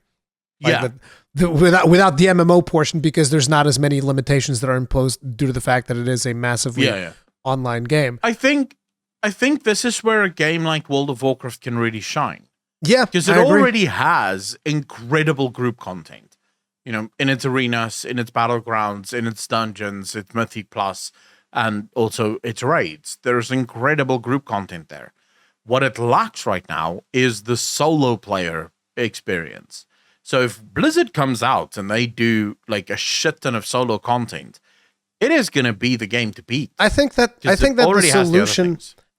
solution should be the hybridization of certain content, which is actually something that Final Fantasy XIV did. And I know we talk about Final Fantasy XIV all the time. So at some point, people are going to call me a fanboy, despite the fact that I just lobbied some criticism towards it as well. But it's like, whatever. In 6.25, the variant dungeons, they scale. Mm-hmm. And there's other content in the game like that, like the Deep Dungeon Palace of the Dead, Deep Dungeon Heaven on High. This is content that scales. So if you go in there solo, you can do it solo. It's whatever. There's even achievements for doing some of this content solo, like the 200 floors of Palace of the Dead. You get the Necromancer achievement. Super hard, by the way. But some people say even harder than Ultimate raids. But anyway, the thing here is that content is scalable. And variant dungeons are scalable. So you can go in solo. I've done some of them solo. I've done some of them with friends. And it scales. And this is even better than like a regular dungeon in a way, the scaling of it, because you don't need 5 or 4 people to go into that dungeon. You can go just you and one friend, or you alone, or you and 2 friends, because it scales every time to whatever somebody's doing. Now, the problem is this scalable content sometimes doesn't achieve the same level of challenge than something that is tuned. And I think that could potentially be one of the paths forward, is having scalable content that is also challenging based on the number of people playing. Unfortunately, not many games are able to do this type of content that is both scalable and challenging, because, you know, you can make something more challenging if you assume they have a healer. They have a healer, we can make this thing hit harder. But then you go in there without a healer and you're going to get your face slapped. But they actually tackled this as well by providing you with special abilities that allow you to heal even if you're not a healer, which is another interesting thing. In variant dungeons, they actually give you a healing ability, and they give you additional DPS abilities, and they give you resurrections, and you get to choose like 2. You get to choose 2 abilities from, one of them is a taunt, so you can tank even if you're not a tank. The other one is a resurrection, a heal, an AoE dot, and a tanking mitigation tool, kind of. And you have all of these abilities, you get to choose 2 of them. See, that's another thing that maybe they can take into consideration. It's like, hey, this is going to be a special thing. We're going to give you special abilities. Like, look at Torghast, for instance. And I know that people are like, oh, Torghast. It's like, yeah, Torghast was bad because you had to do it twice a week. If it wasn't mandatory, Torghast could actually be fun. If it wasn't mandatory. Yeah, I agree with you. I think ultimately that balance is super important, because without that balance, what ends up happening is you either go too far to one side, too far to the other side, or what actually the more dangerous one is that you don't go far enough into either one. Right. Yeah. So it ends up just being a very lackluster experience for either solo players or MMO players. Everyone's just sort of not really finding something to do. So I do think ultimately a more hybrid system is the answer. Again, it boils down to that. What does that hybrid system actually look like? How do you get that hybrid system perfect? Is it even possible right now to do a perfect hybrid system? all of that remains to be seen, but I do like the concept of it. I think the concept is really cool. Okay, I'm going to move us along, and we're going to be talking about the latest. People call it an expansion. I wouldn't really call it an expansion. It is a zone. They added, it's just a pretty friggin' massive zone. They added a new zone to New World, and I've been playing it quite a bit. The new zone is called Brimstone Sands. Also comes with an additional expedition, which is their name for dungeons. I haven't really done the new expedition yet because I was still progressing through the new zone.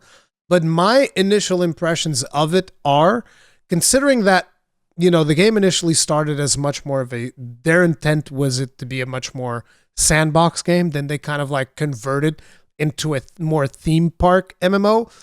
Yeah. And you could tell in their quest lines in the base zones, the zones that were originally launched with the game, that it was supposed to be a sandbox thing that they very quickly patched up together to make a theme park type thing.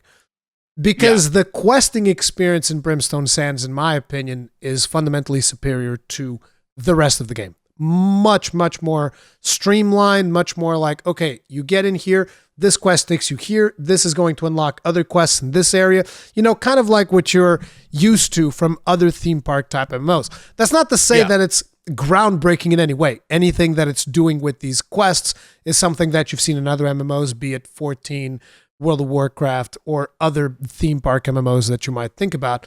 But I think that they're doing a decent enough job for the people that enjoy that type of combat style, because it is action combat, which is something that you don't get in these other games that I talked about. So I think they're doing a pretty decent style of presenting players with a much better questing experience. And I fundamentally think that if the game had launched with this questing experience in the other zones, it would have been in such a better state.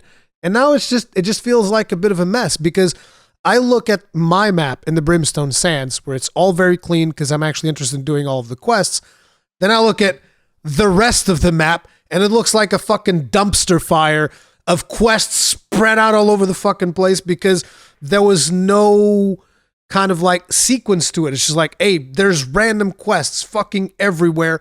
Not a lot of them make a whole lot of sense.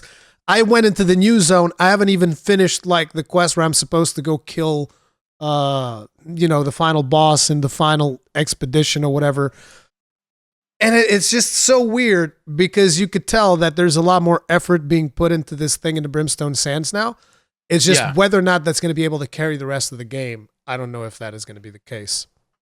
I'm going to be honest with you. I don't think New World is ever really going to live up to the hype that it was supposed to have. No. I think it's hurt itself enough with the launch of the game to where I don't know if you get it back. Now, in saying that, obviously Final Fantasy did bring itself back from the brink of collapse. But that's probably going to take New World, and if Amazon is even willing to do this, it's going to require them to basically go, right, we're going to redo all of our zones. We're going to redo all of our story. We're going to actually make the game make sense, give the lore its time to shine, because from a lore perspective, from a world-building perspective, I love New World. I was very much looking forward to learning about this world, this Arcanum, and what exactly it is, what's going on there.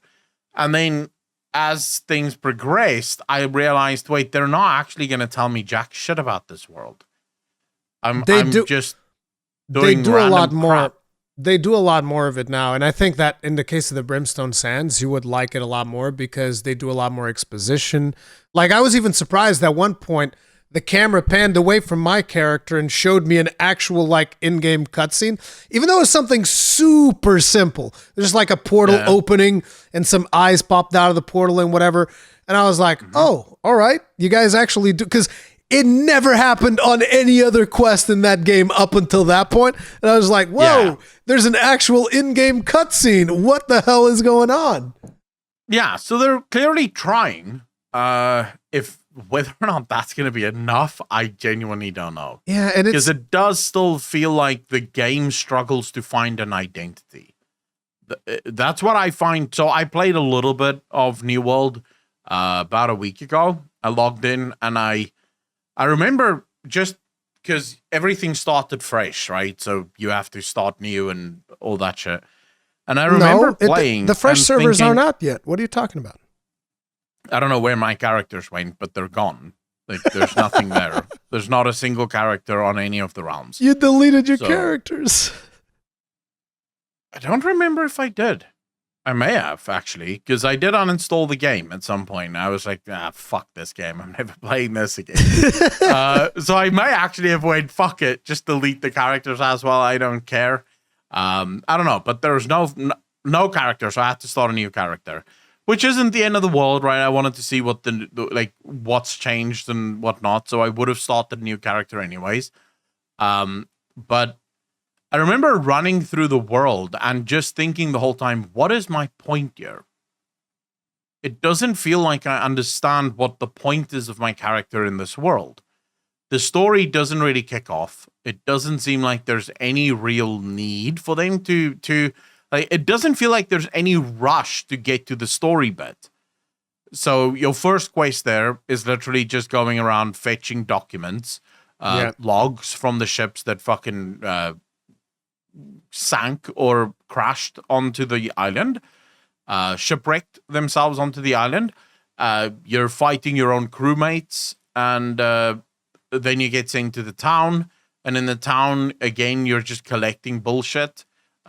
Resources and crap, and you're just like, dude, when's the story starting here? Like, when's the actual, like, fuck, we're on this new island. There's obviously things that's going on here. Is anyone worried about what the fuck is going on this island?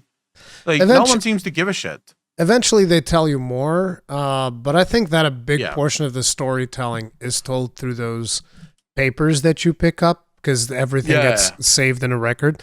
I never read those. It's like, maybe you should, but there's just so much of it. There's like enough there to write like 3 books or something, because there's so much information there. Yeah. But I don't know if that's the best way of telling the story or not. But they do tell you more about the different factions. There's the Corrupted, there's the Angry Earth, there's the Ancients, and all of this, and kind of like their motivations and whatnot. But they do a much better job when it comes to the Brimstone Sands. And I've been enjoying the Brimstone Sands to some extent, but there's still definitely a lot of flaws in the game. And I don't know if it is something that I'm going to be sticking with in the long run. And on top of it, I was kind of upset over the fact that all of these MMORPGs, right? It's not like MMORPG has been a genre that's been like super successful in the past couple of years or whatever, right?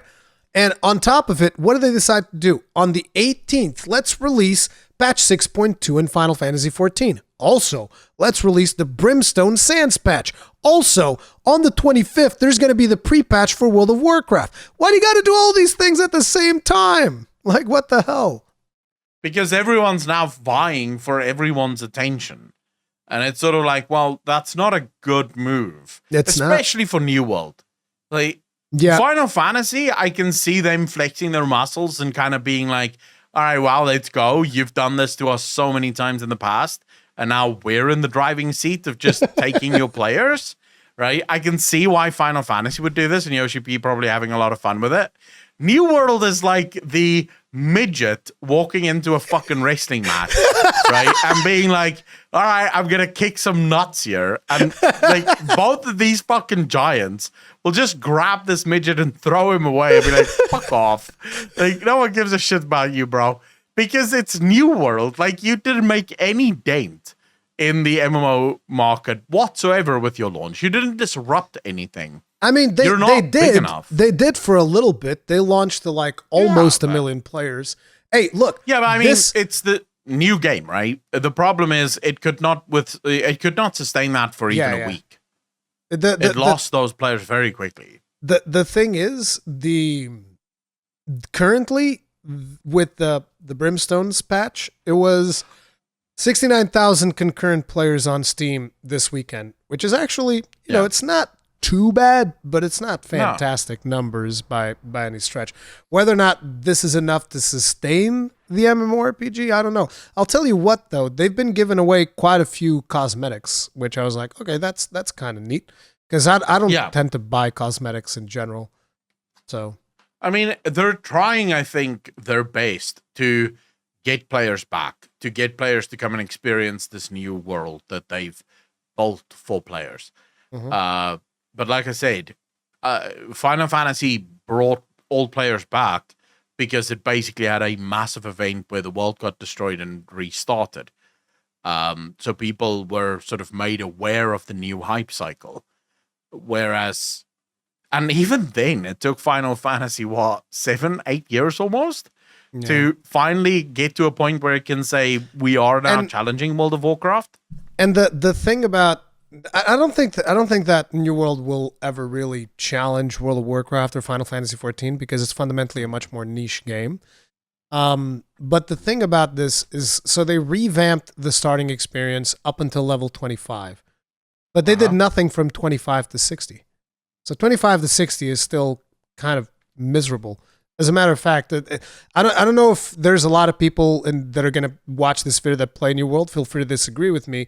But my experience in New World, once I reached like level 45 or whatever it was absolutely fucking miserable because it seems like you level up so incredibly slow. And we're talking about, I even played a stretch of that during a bonus XP. And it still felt fucking slow because I just wanted to cap the character to be ready to Brimstone Sands. And I was like, and even with this buff, this still feels fucking slow, incredibly slow. So I don't know what it is. Maybe it's because at the time this like, oh, this is going to be like, we're introducing you to the new end game and whatnot. But the end game that they have is fundamentally flawed. Like I told you about the chest runs and whatnot, which I don't think makes a lot of sense. But I don't know. Like I want to play it. The thing is, due to the fact that we end up in this situation with the conflicting schedules with other MMORPGs, I'm like, I want to play New World, but I want to play Final Fantasy XIV more, and I want to play World of Warcraft more when that comes out. And to an extent, I even want to play Guild Wars 2 more. It's just I haven't gotten around to Guild Wars, right? You see, that's the problem with, and I think the other problem that it has is it sells itself as this giant sandbox, right? As you said, that was the idea.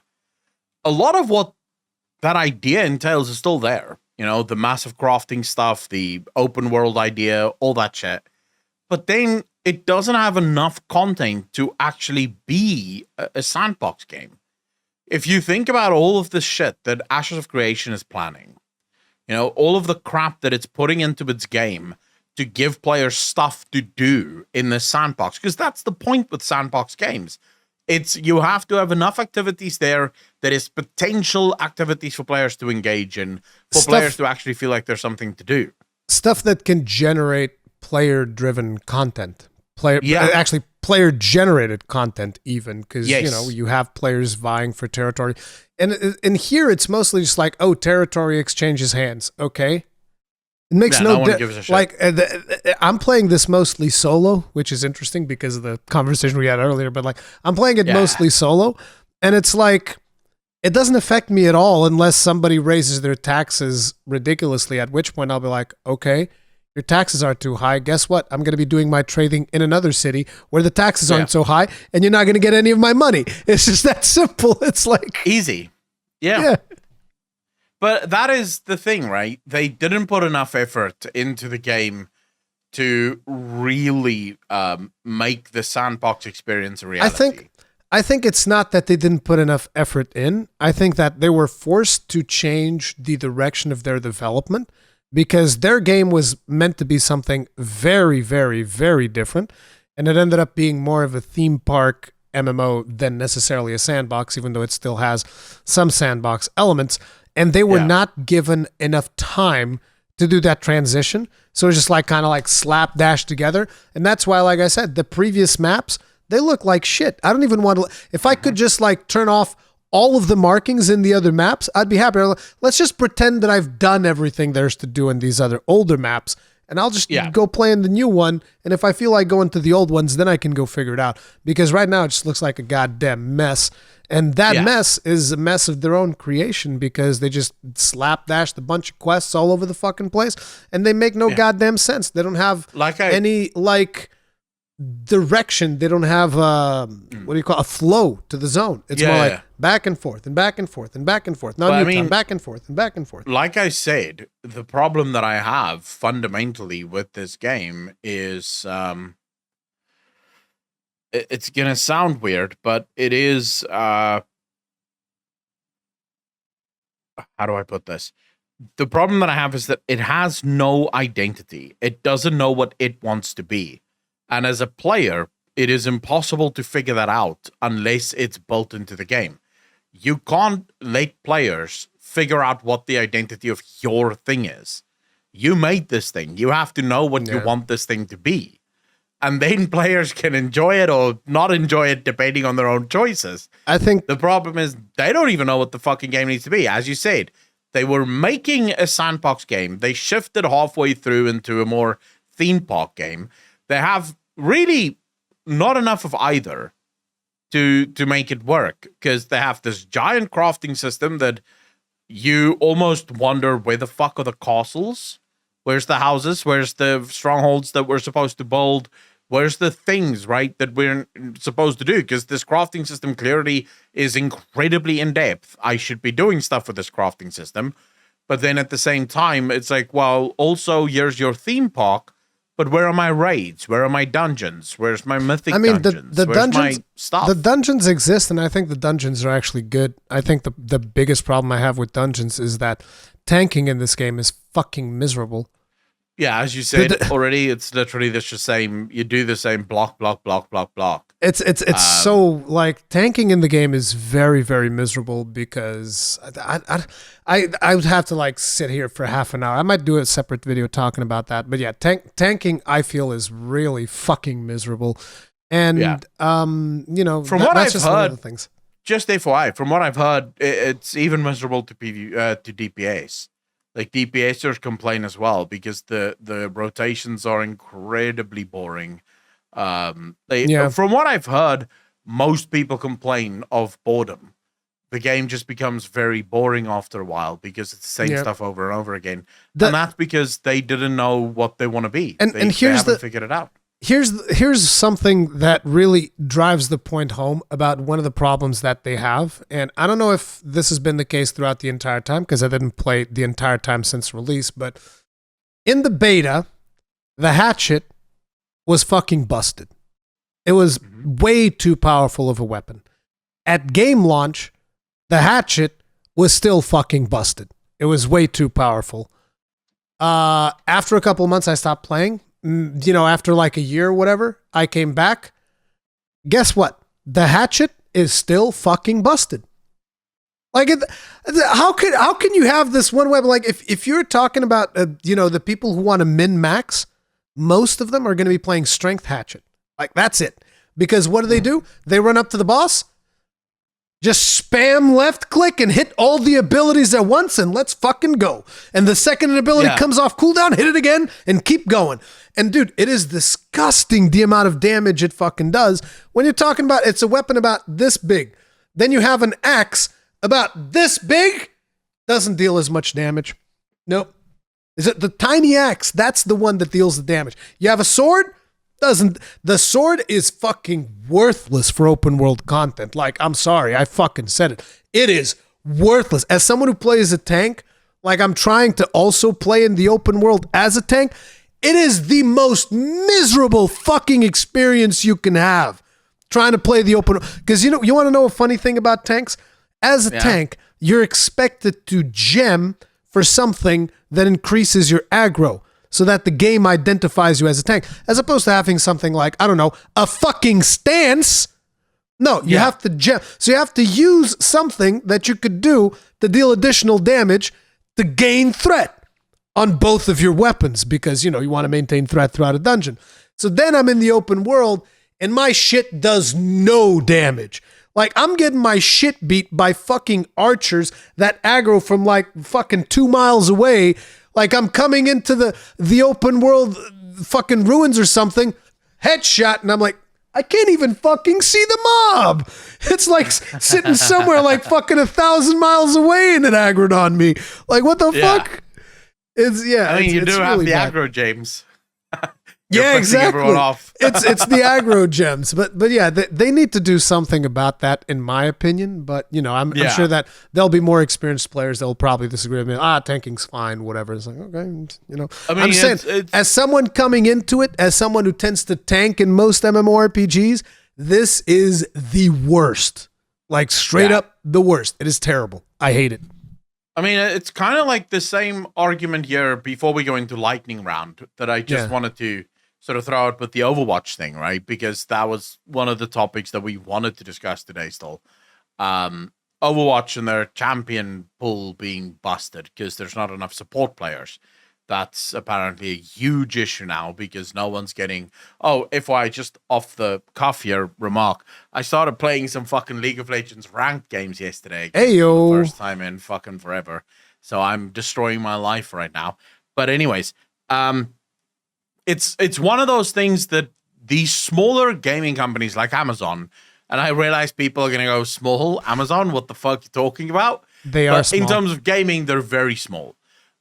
This is something that they have to learn. Blizzard is very small when it comes to esport games, even though, yes, they basically started the esport scene. Since then, they clearly have not caught up with what is needed in esports gaming or competitive gaming.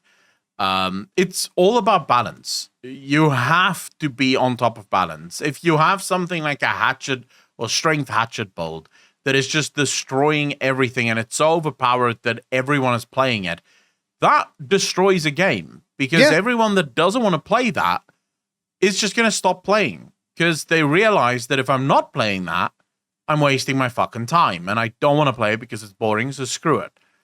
You need balance. In the case of Overwatch, you need to what they call meta shifting in League of Legends. So this is where Riot goes in and they actively buff and nerf champions in order to shift the meta. So if a champion have been meta, so in other words, very overpowered for too long, that champion will get nerfed into the ground on purpose. Sometimes they'll do balancing patches, so they like that this champion is in the playstyle, in the rotation now, but it is a little bit too powerful. But almost every year, so this happens almost on a yearly basis, Riot will do like a massive reshifting where they just take some of the champions that were really overpowered and they nerf them to fuck. So those champions fall out of the meta entirely. And then new champions get buffed into the meta, depending on what kind of game Riot wants to create. And New World is going to have to realize this. They're going to have to start balancing a lot better. And then, of course, Blizzard is going to have to realize this with Overwatch. Because right now, every single champion being viable, really just depending on, the composition that your team wants to play. It sounds good on paper because you're thinking to yourself, wow, it means every single player is viable. Well, not really, because unless you have something that pushes the meta. So, for example, you might get someone that really loves what's that fucking tank? The guy with the shield? Reinhardt? Reinhardt, the German dude. So he might be incredibly popular, and there's a lot of players that love him. But then he gets nerfed into the ground, so he's no longer useful.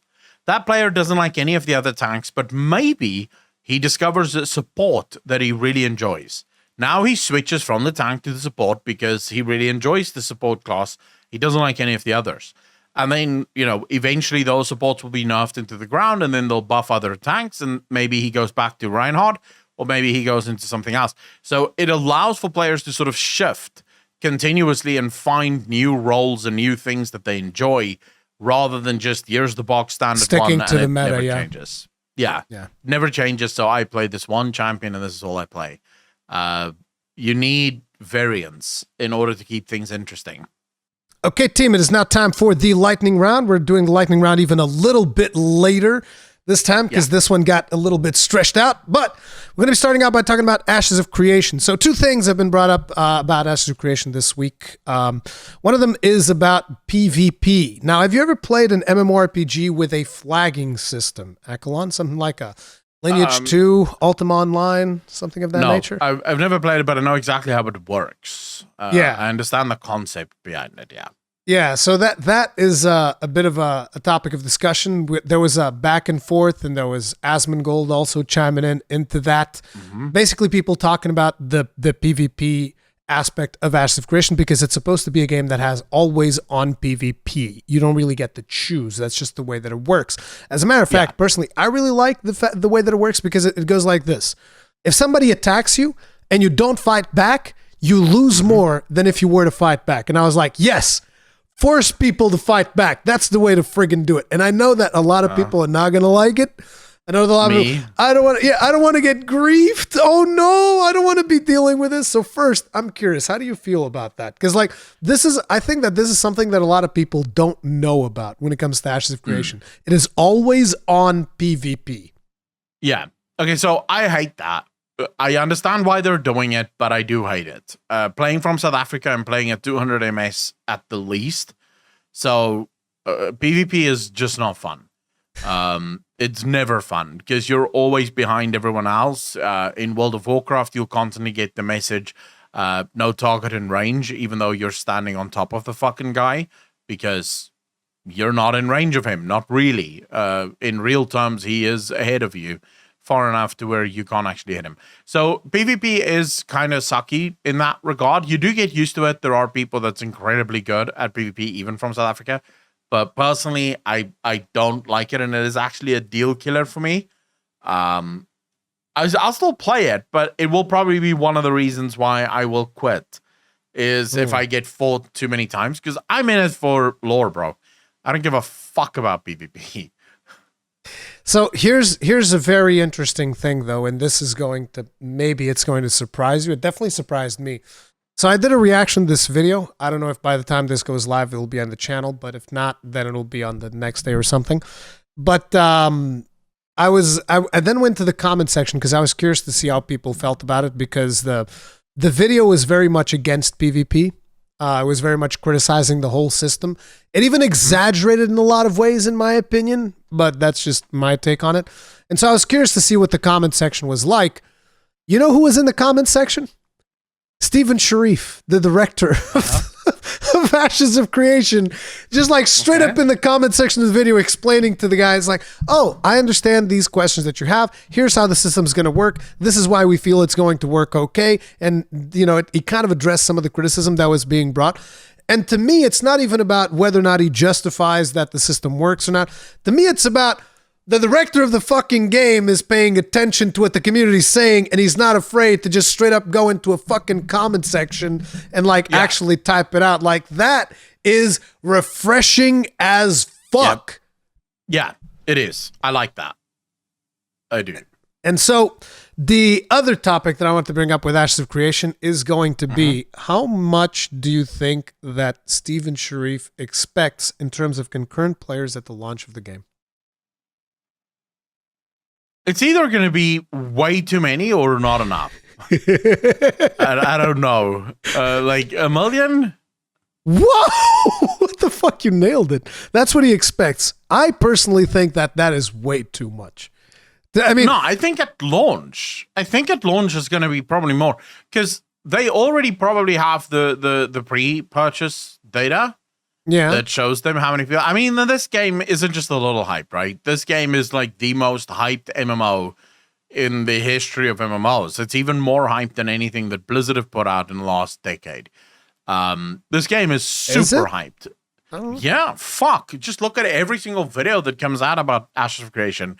Gets mad views. People are really looking forward to this game. I do think a lot of people are going to be in for a very rude awakening. Yes. Right? When they log in and realize, what the fuck is this?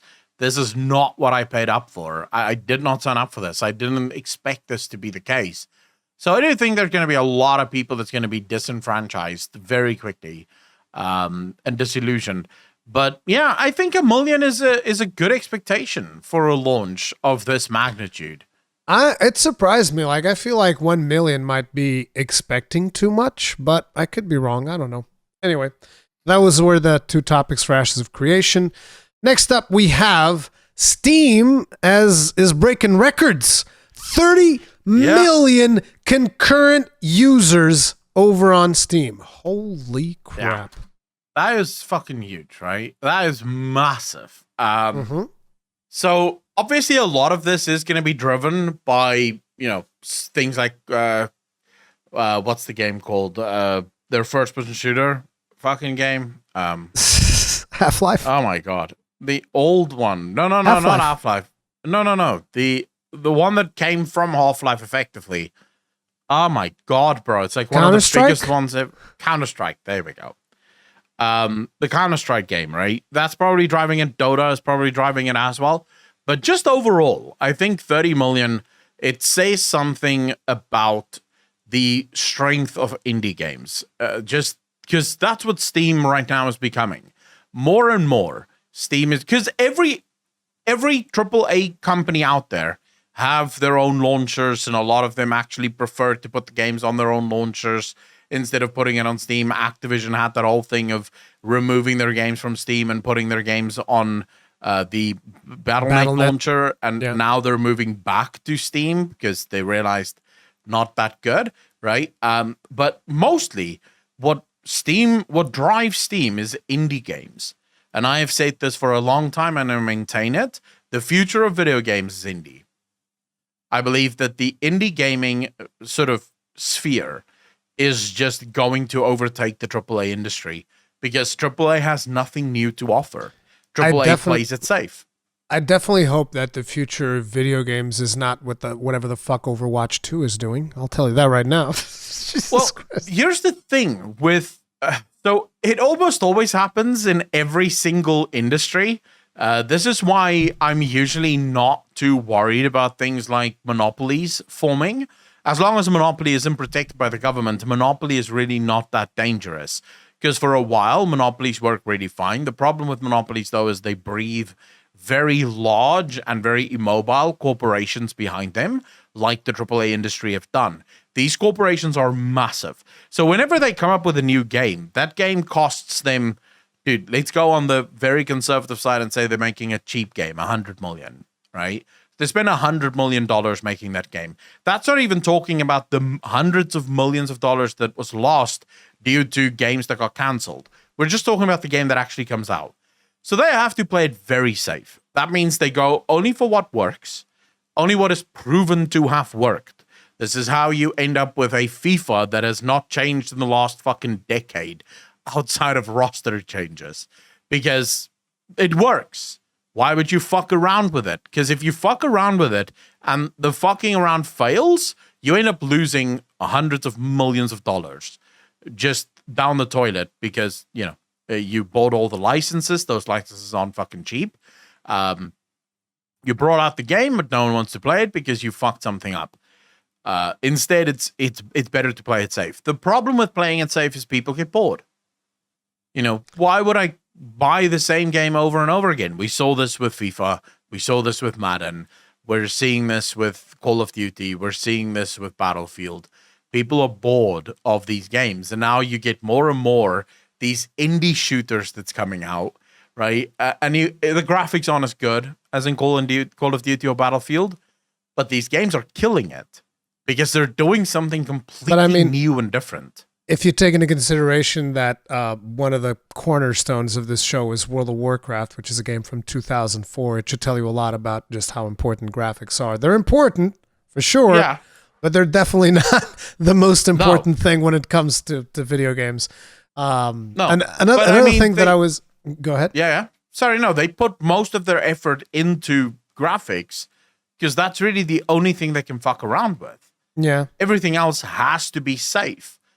And indies don't have that limitation. AAA industry is definitely veering more and more towards safe, and very rarely do they take big chances. Risks. But the other thing about this is also because I was trying to think up why Why now has Steam hit 30 million concurrent users? And I was wondering if it had something to do with the Steam Deck, because it contributes to concurrency if people are playing video games in a situation where they would usually not, because they have access to the video games in a more portable form.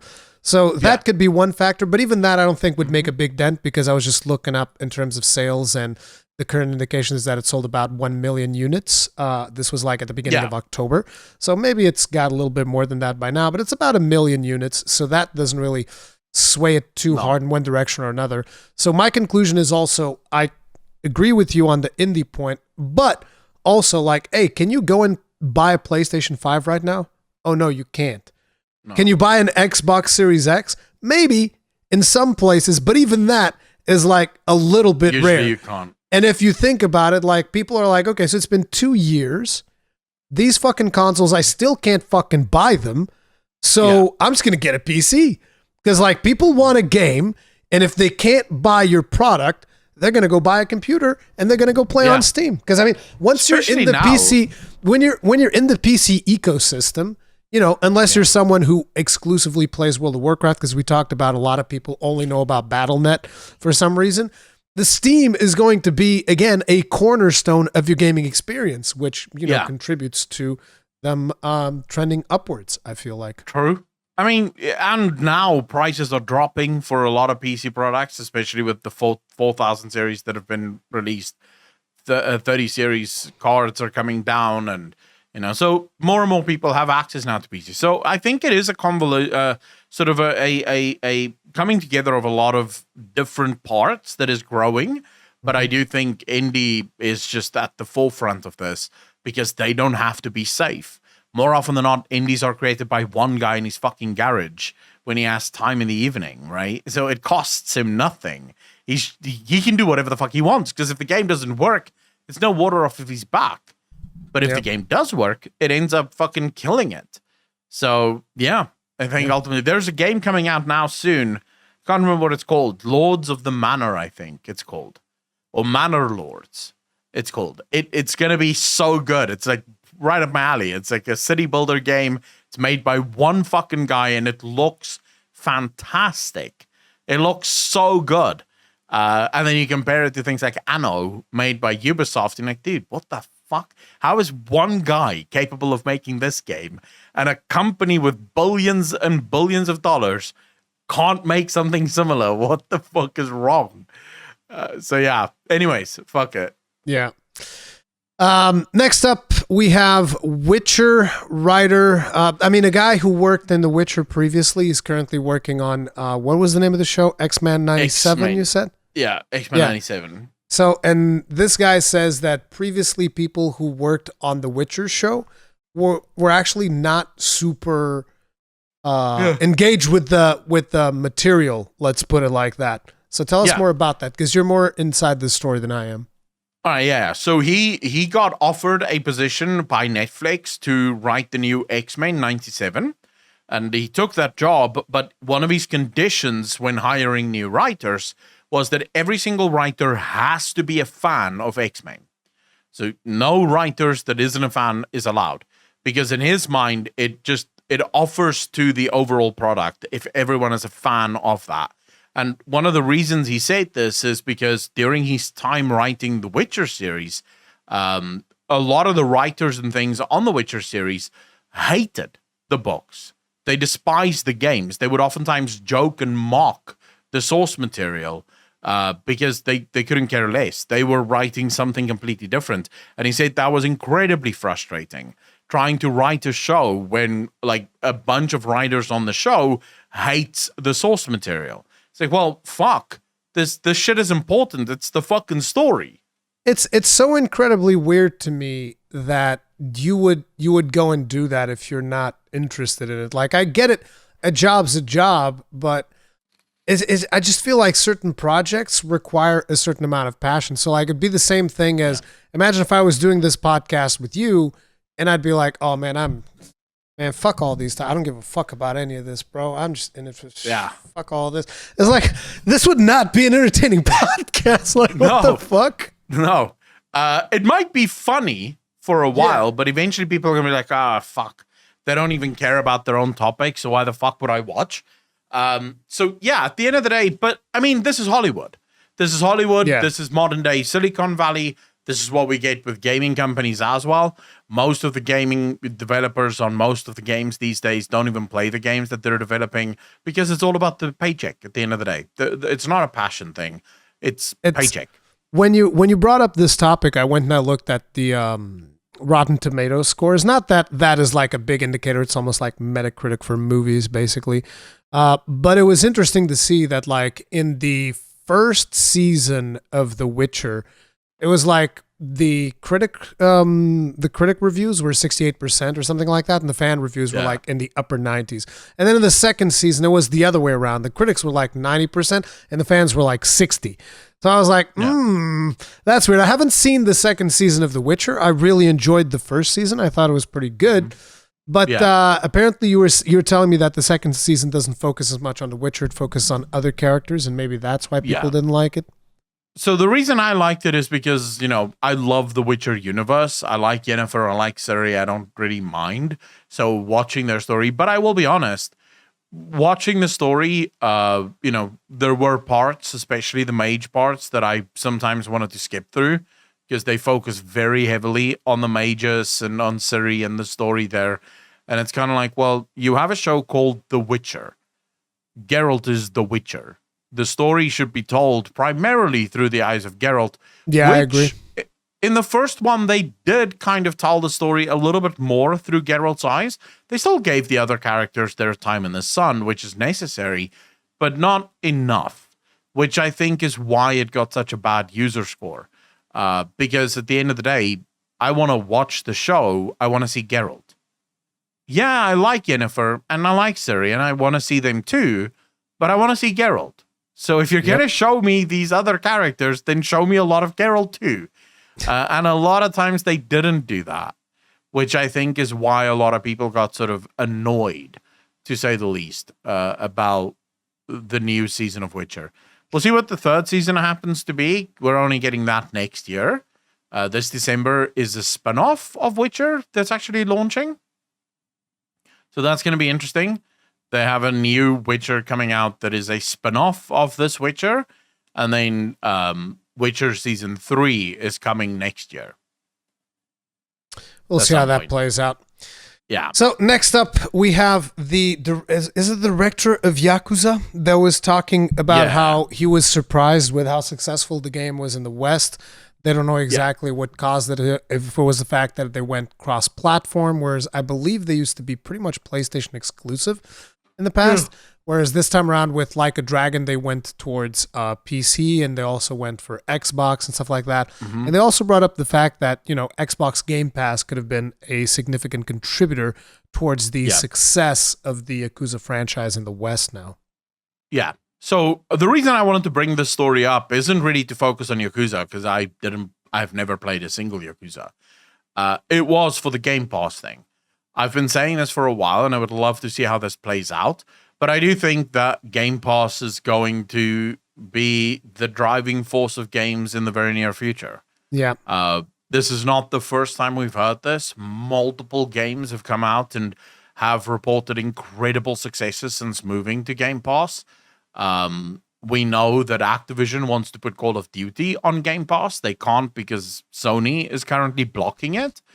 You know, so that's something that they're going to have to overcome at some point. But the thing is, Game Pass is a straightforward $15 a month, and you get access to over 200 games. In a time now, especially now, where people are starting to struggle with money, you know, money is starting to get tight for a lot of people. I think it's going to start playing a much bigger role. Yeah. I don't necessarily have $60 to spend on a game, but I can kind of afford $15 a month to play games, you know?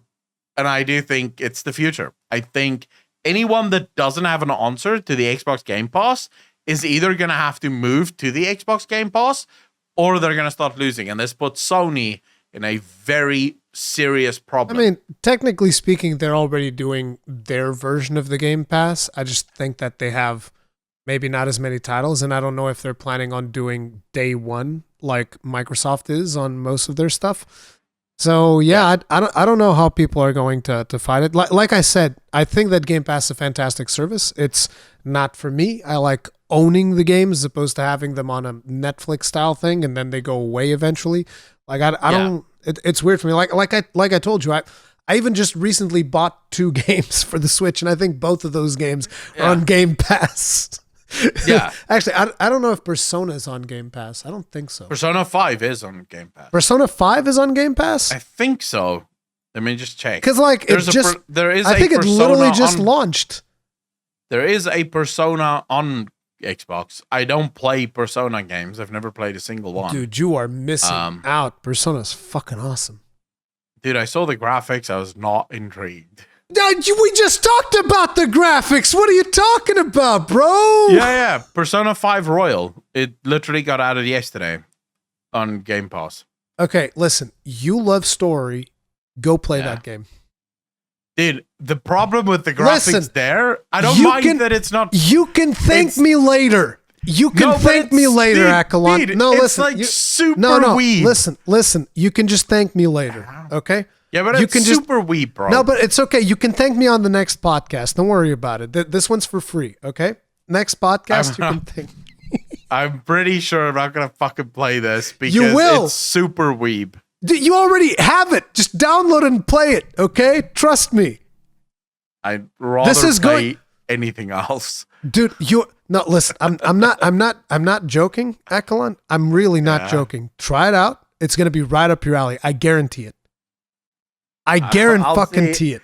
The graphics looks like I'm going to be watching a fucking anime. I know what it looks like. Trust me. Oh my God. Trust me. Play the game. All right? You'll see. I'll think about it. No. I need a commitment here. I'm not committing to that shit. Put a ring on it. Put a ring on it. Anyway, that was the Yakuza story and the success of Game Pass and all that. I think that besides that, there's also the fact that Yakuza became much more known to the public because a lot of people did not know about Yakuza at all. And Yakuza, for those of you that haven't played it, it's fundamentally like a Japanese version of GTA, kind of like that. Oh, right. It's like an open world with a lot of activities, shit like that.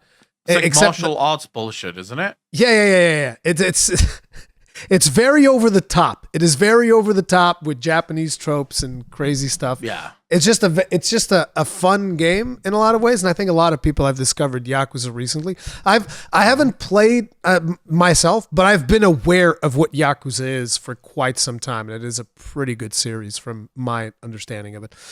But anyways, we have the final topic of today. And that is that Activision is filing for a patent to generate audio tracks in multiplayer games, music tracks that are AI generated that basically are dynamic. They say it's more advanced than dynamic stuff that we have right now. So, for instance, if you look at like either a Final Fantasy XIV, a Guild Wars, or other games that you can think of, you go into combat, music changes. That's dynamic music, right? You go into a boss fight, music changes as well. Now, what they're saying here is something different, which is more advanced and is going to be kind of like mixing a track, apparently, or something, and changing the modulation and all of these crazy things that they can do with audio in order to generate a custom experience for each player. Now, my thing is, when it comes to this, is I feel that a lot of things are going into the field of AI when it comes to gaming. And I don't know if we need to be putting even more things, particularly like a soundtrack. I don't know how I feel about that, especially when you have beautiful, incredibly memorable soundtracks in some video games. Like you think, for instance, just recently I showed to people how good the Guild Wars soundtrack is, just because we usually always talk about 14 and the 14 soundtrack is phenomenal. But I was just like, hey guys, just listen to this. And people are like, oh wow, that music's really good. What's that from? And I'm like, that's from Guild Wars 1. Not even Guild Wars 2, Guild Wars 1. And it's phenomenal. And most people don't even know about it. And this is like, a very artistic thing. And I'm not sure if this is something that we want the field of AI to be placed into. I'm very much for dynamic music, if that makes sense, but maybe not dynamic music generated by UI. Again, depends on the implementation and all of that stuff. Yeah, I'm right there with you. I don't mind the fact that the AI is going to, because the way this is going to work is the AI is going to be able to detect more things than just what is happening in the game. So right now, like you said, when you enter a boss fight, the music will change. This is very noticeable whenever you're in Final Fantasy. Music will play before you start the fight. As soon as you pull the boss, the boss's soundtrack starts. That's what we call dynamic soundtracks. Yeah. This AI will be able to write its own music, but then it will also pay attention to what you're doing. So are you playing well? Aren't you playing well? How are you pushing your buttons? What role are you? All of that shit will be taken into account, and then the music will be generated to basically give that feedback. So you'll get that idea of all of those things being incorporated into it. Now, my fear isn't so much because this is something that could be really cool, especially if you start sort of, let's say you start merging this with people uploading their own songs, and then the AI just plays the right song at the right time based on your music. So the custom music that you uploaded into it. That could be really fucking awesome and really cool, especially if you're playing, Call of Duty and you want to hear some Linkin Park, for example, whenever you go into a battle or whatever. Maybe it's an interesting application. But I dislike the fact that so many jobs are being lost to AI. And very specifically, we're talking about creative jobs. Yeah. We're talking about jobs where these people are masters in their field. If you listen to the World of Warcraft soundtracks, these things are incredible. The delivery of it is incredible. And to think that depends AI, on the expansion. Yeah. Actually, I would say the music for all expansions have always been phenomenal. I don't know about Shadowlands, bro. That's a big... I like the Shadowlands music. I can't remember a damn thing about the Shadowlands music. To be fair, though, I didn't play it enough to really remember the music. But yes, it doesn't have as many memorable tracks. But I don't like the idea of... Because the problem with that music is about soul. Yes. It's a spiritual experience. And I don't think AI can capture that experience. I don't think it's ever going to be able to. To give you an idea, a very simple example we can have like in Monster Hunter, for instance.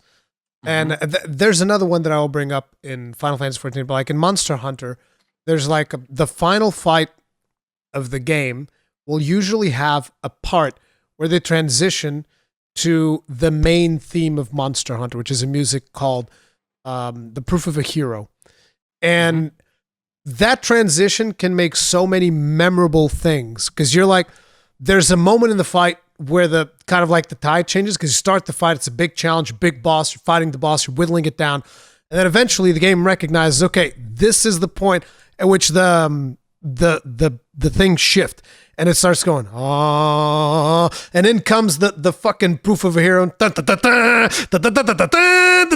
it's so fucking epic. And I don't think that AI will ever be able to capture that. You have something very, very similar in the final fight of Final Fantasy XIV, where something happens and then they completely change the music around, and you just start hearing guitar out of nowhere because the music didn't have guitar before. You start hearing like a fucking guitar solo, and it's like, what the fuck is going on? And it's badass. And there's no way that you're going to be able to have AI pull stunts like that. And it just, again, like you said, it's about soul. It's about the soul. It's about the creative vision. And there are so many games that have memorable things that if I listen to the soundtrack of that game, it'll instantly take me back to the moment where the thing was happening. And I don't feel comfortable having that be an AI thing, personally. It's not even about comfortable. It's about, you're going to end up having so many commercialized bullshit things, right? Yeah. It's going to sound like a pop concert in your game, because pop music, in my opinion, is just over commercialized bullshit. When's the last time you've heard a pop song that can even come close to Beethoven or Mozart? in terms of the feeling. I mean, that's music that doesn't even have words, and yet it tells a story. The music itself tells a fucking story. When you listen to Nutcracker, for example, you're on a journey throughout that entire fucking song.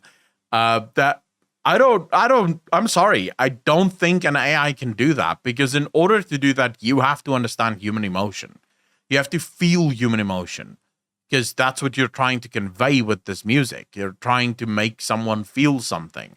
And it feels like the Bobby Koticks of the world, they don't want to spend money on, getting a composer that plays music.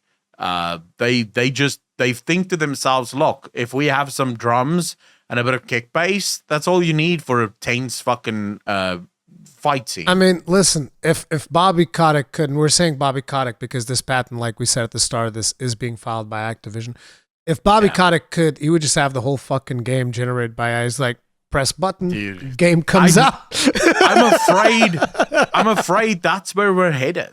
Yeah, dude, I'm afraid that's where we're headed. Somebody presses a button somewhere, they put in a couple of like fucking inputs like FPS, modern military, blah blah blah, and it's just like you press the button and game comes out. You already have and AI regurgitates art, right? But you have AI art generators. Yes, exactly. Which I've seen some incredible AI art generators. The problem with all of them is no soul. They look cool. There was but they're not art. There was a dude. I don't know. I don't remember the exact thing of this story, but like some dude entered like a digital artist competition. And, when you're talking digital artists, you're talking about people who are actually, like drawing with their pads and shit like that. And then they add effects and whatnot. This guy just fucking generated a bunch of images and he won the contest through AI generation. And I was like, bro, that's fucked up. Why would you even do that? That's pretty fucked up. Yeah, but the problem is it can compete against modern art, because modern art's not art. But if you there's some artists that draw World of Warcraft stuff. If you go on DeviantArt or Etsy or something, there's some World of Warcraft art pieces that you look at it and it captures an emotion. It captures a moment that I have never seen AI art even come close to. It can portray the images, no problem, right? I want a picture of Sourfang, at the moment with his son dying. You'll get that. But will the colors be perfect? Will the colors be exactly the way that you need it in order to highlight the emotion of that moment? Will the placement be exactly the way you need it to highlight that moment? Because these are things that actual artists think about. They're aware of where is this character? What is the character doing? What are the eyes doing? And that's stuff that I don't think AI art will ever be able to achieve. At least not yet. And if we think about it, is that something that we want AI art to be able to achieve? No, because it's AI. It's perfectly fine, but listen, some things aren't meant to be made by humans, all right? Yeah, and art is one of those things because it is our things. Yeah, I agree. But yeah, anyways. That's going to be it for this week's edition of the Frozen Sodium Throne. Hopefully you guys have enjoyed it. If you did, make sure to hit it with a like. Make sure to subscribe, bell notification icon, all that stuff. There's going to be links to all things Accolonn, who I'm assuming is going to be very busy talking about WoW lore for the next couple of weeks. Yes? Yeah, probably. So it's going to be WoW. If you're into WoW lore, now's the time to do. I'm going to make a suggestion, dude. You need to make like a summary of all of the World of Warcraft lore up until Dragonflight. Good luck. I could do that, but I think that's better for someone like fucking Noble to do. I'll watch and react to that. I'll think about it. That's a monument, like that's a massive task. Just listen. Just there's make so much lore. Just make it short and snappy. Like Wrath of the Lich King. We killed the Lich King. Next expansion. I could think of something like this. We don't need to talk about anything else. We killed him. We moved on. Anyway, Yeah, that's I going to could be probably do something along those lines. Yeah. Anyways, we'll see you guys in the next one. Stay strong. Stay safe. Peace out. Peace.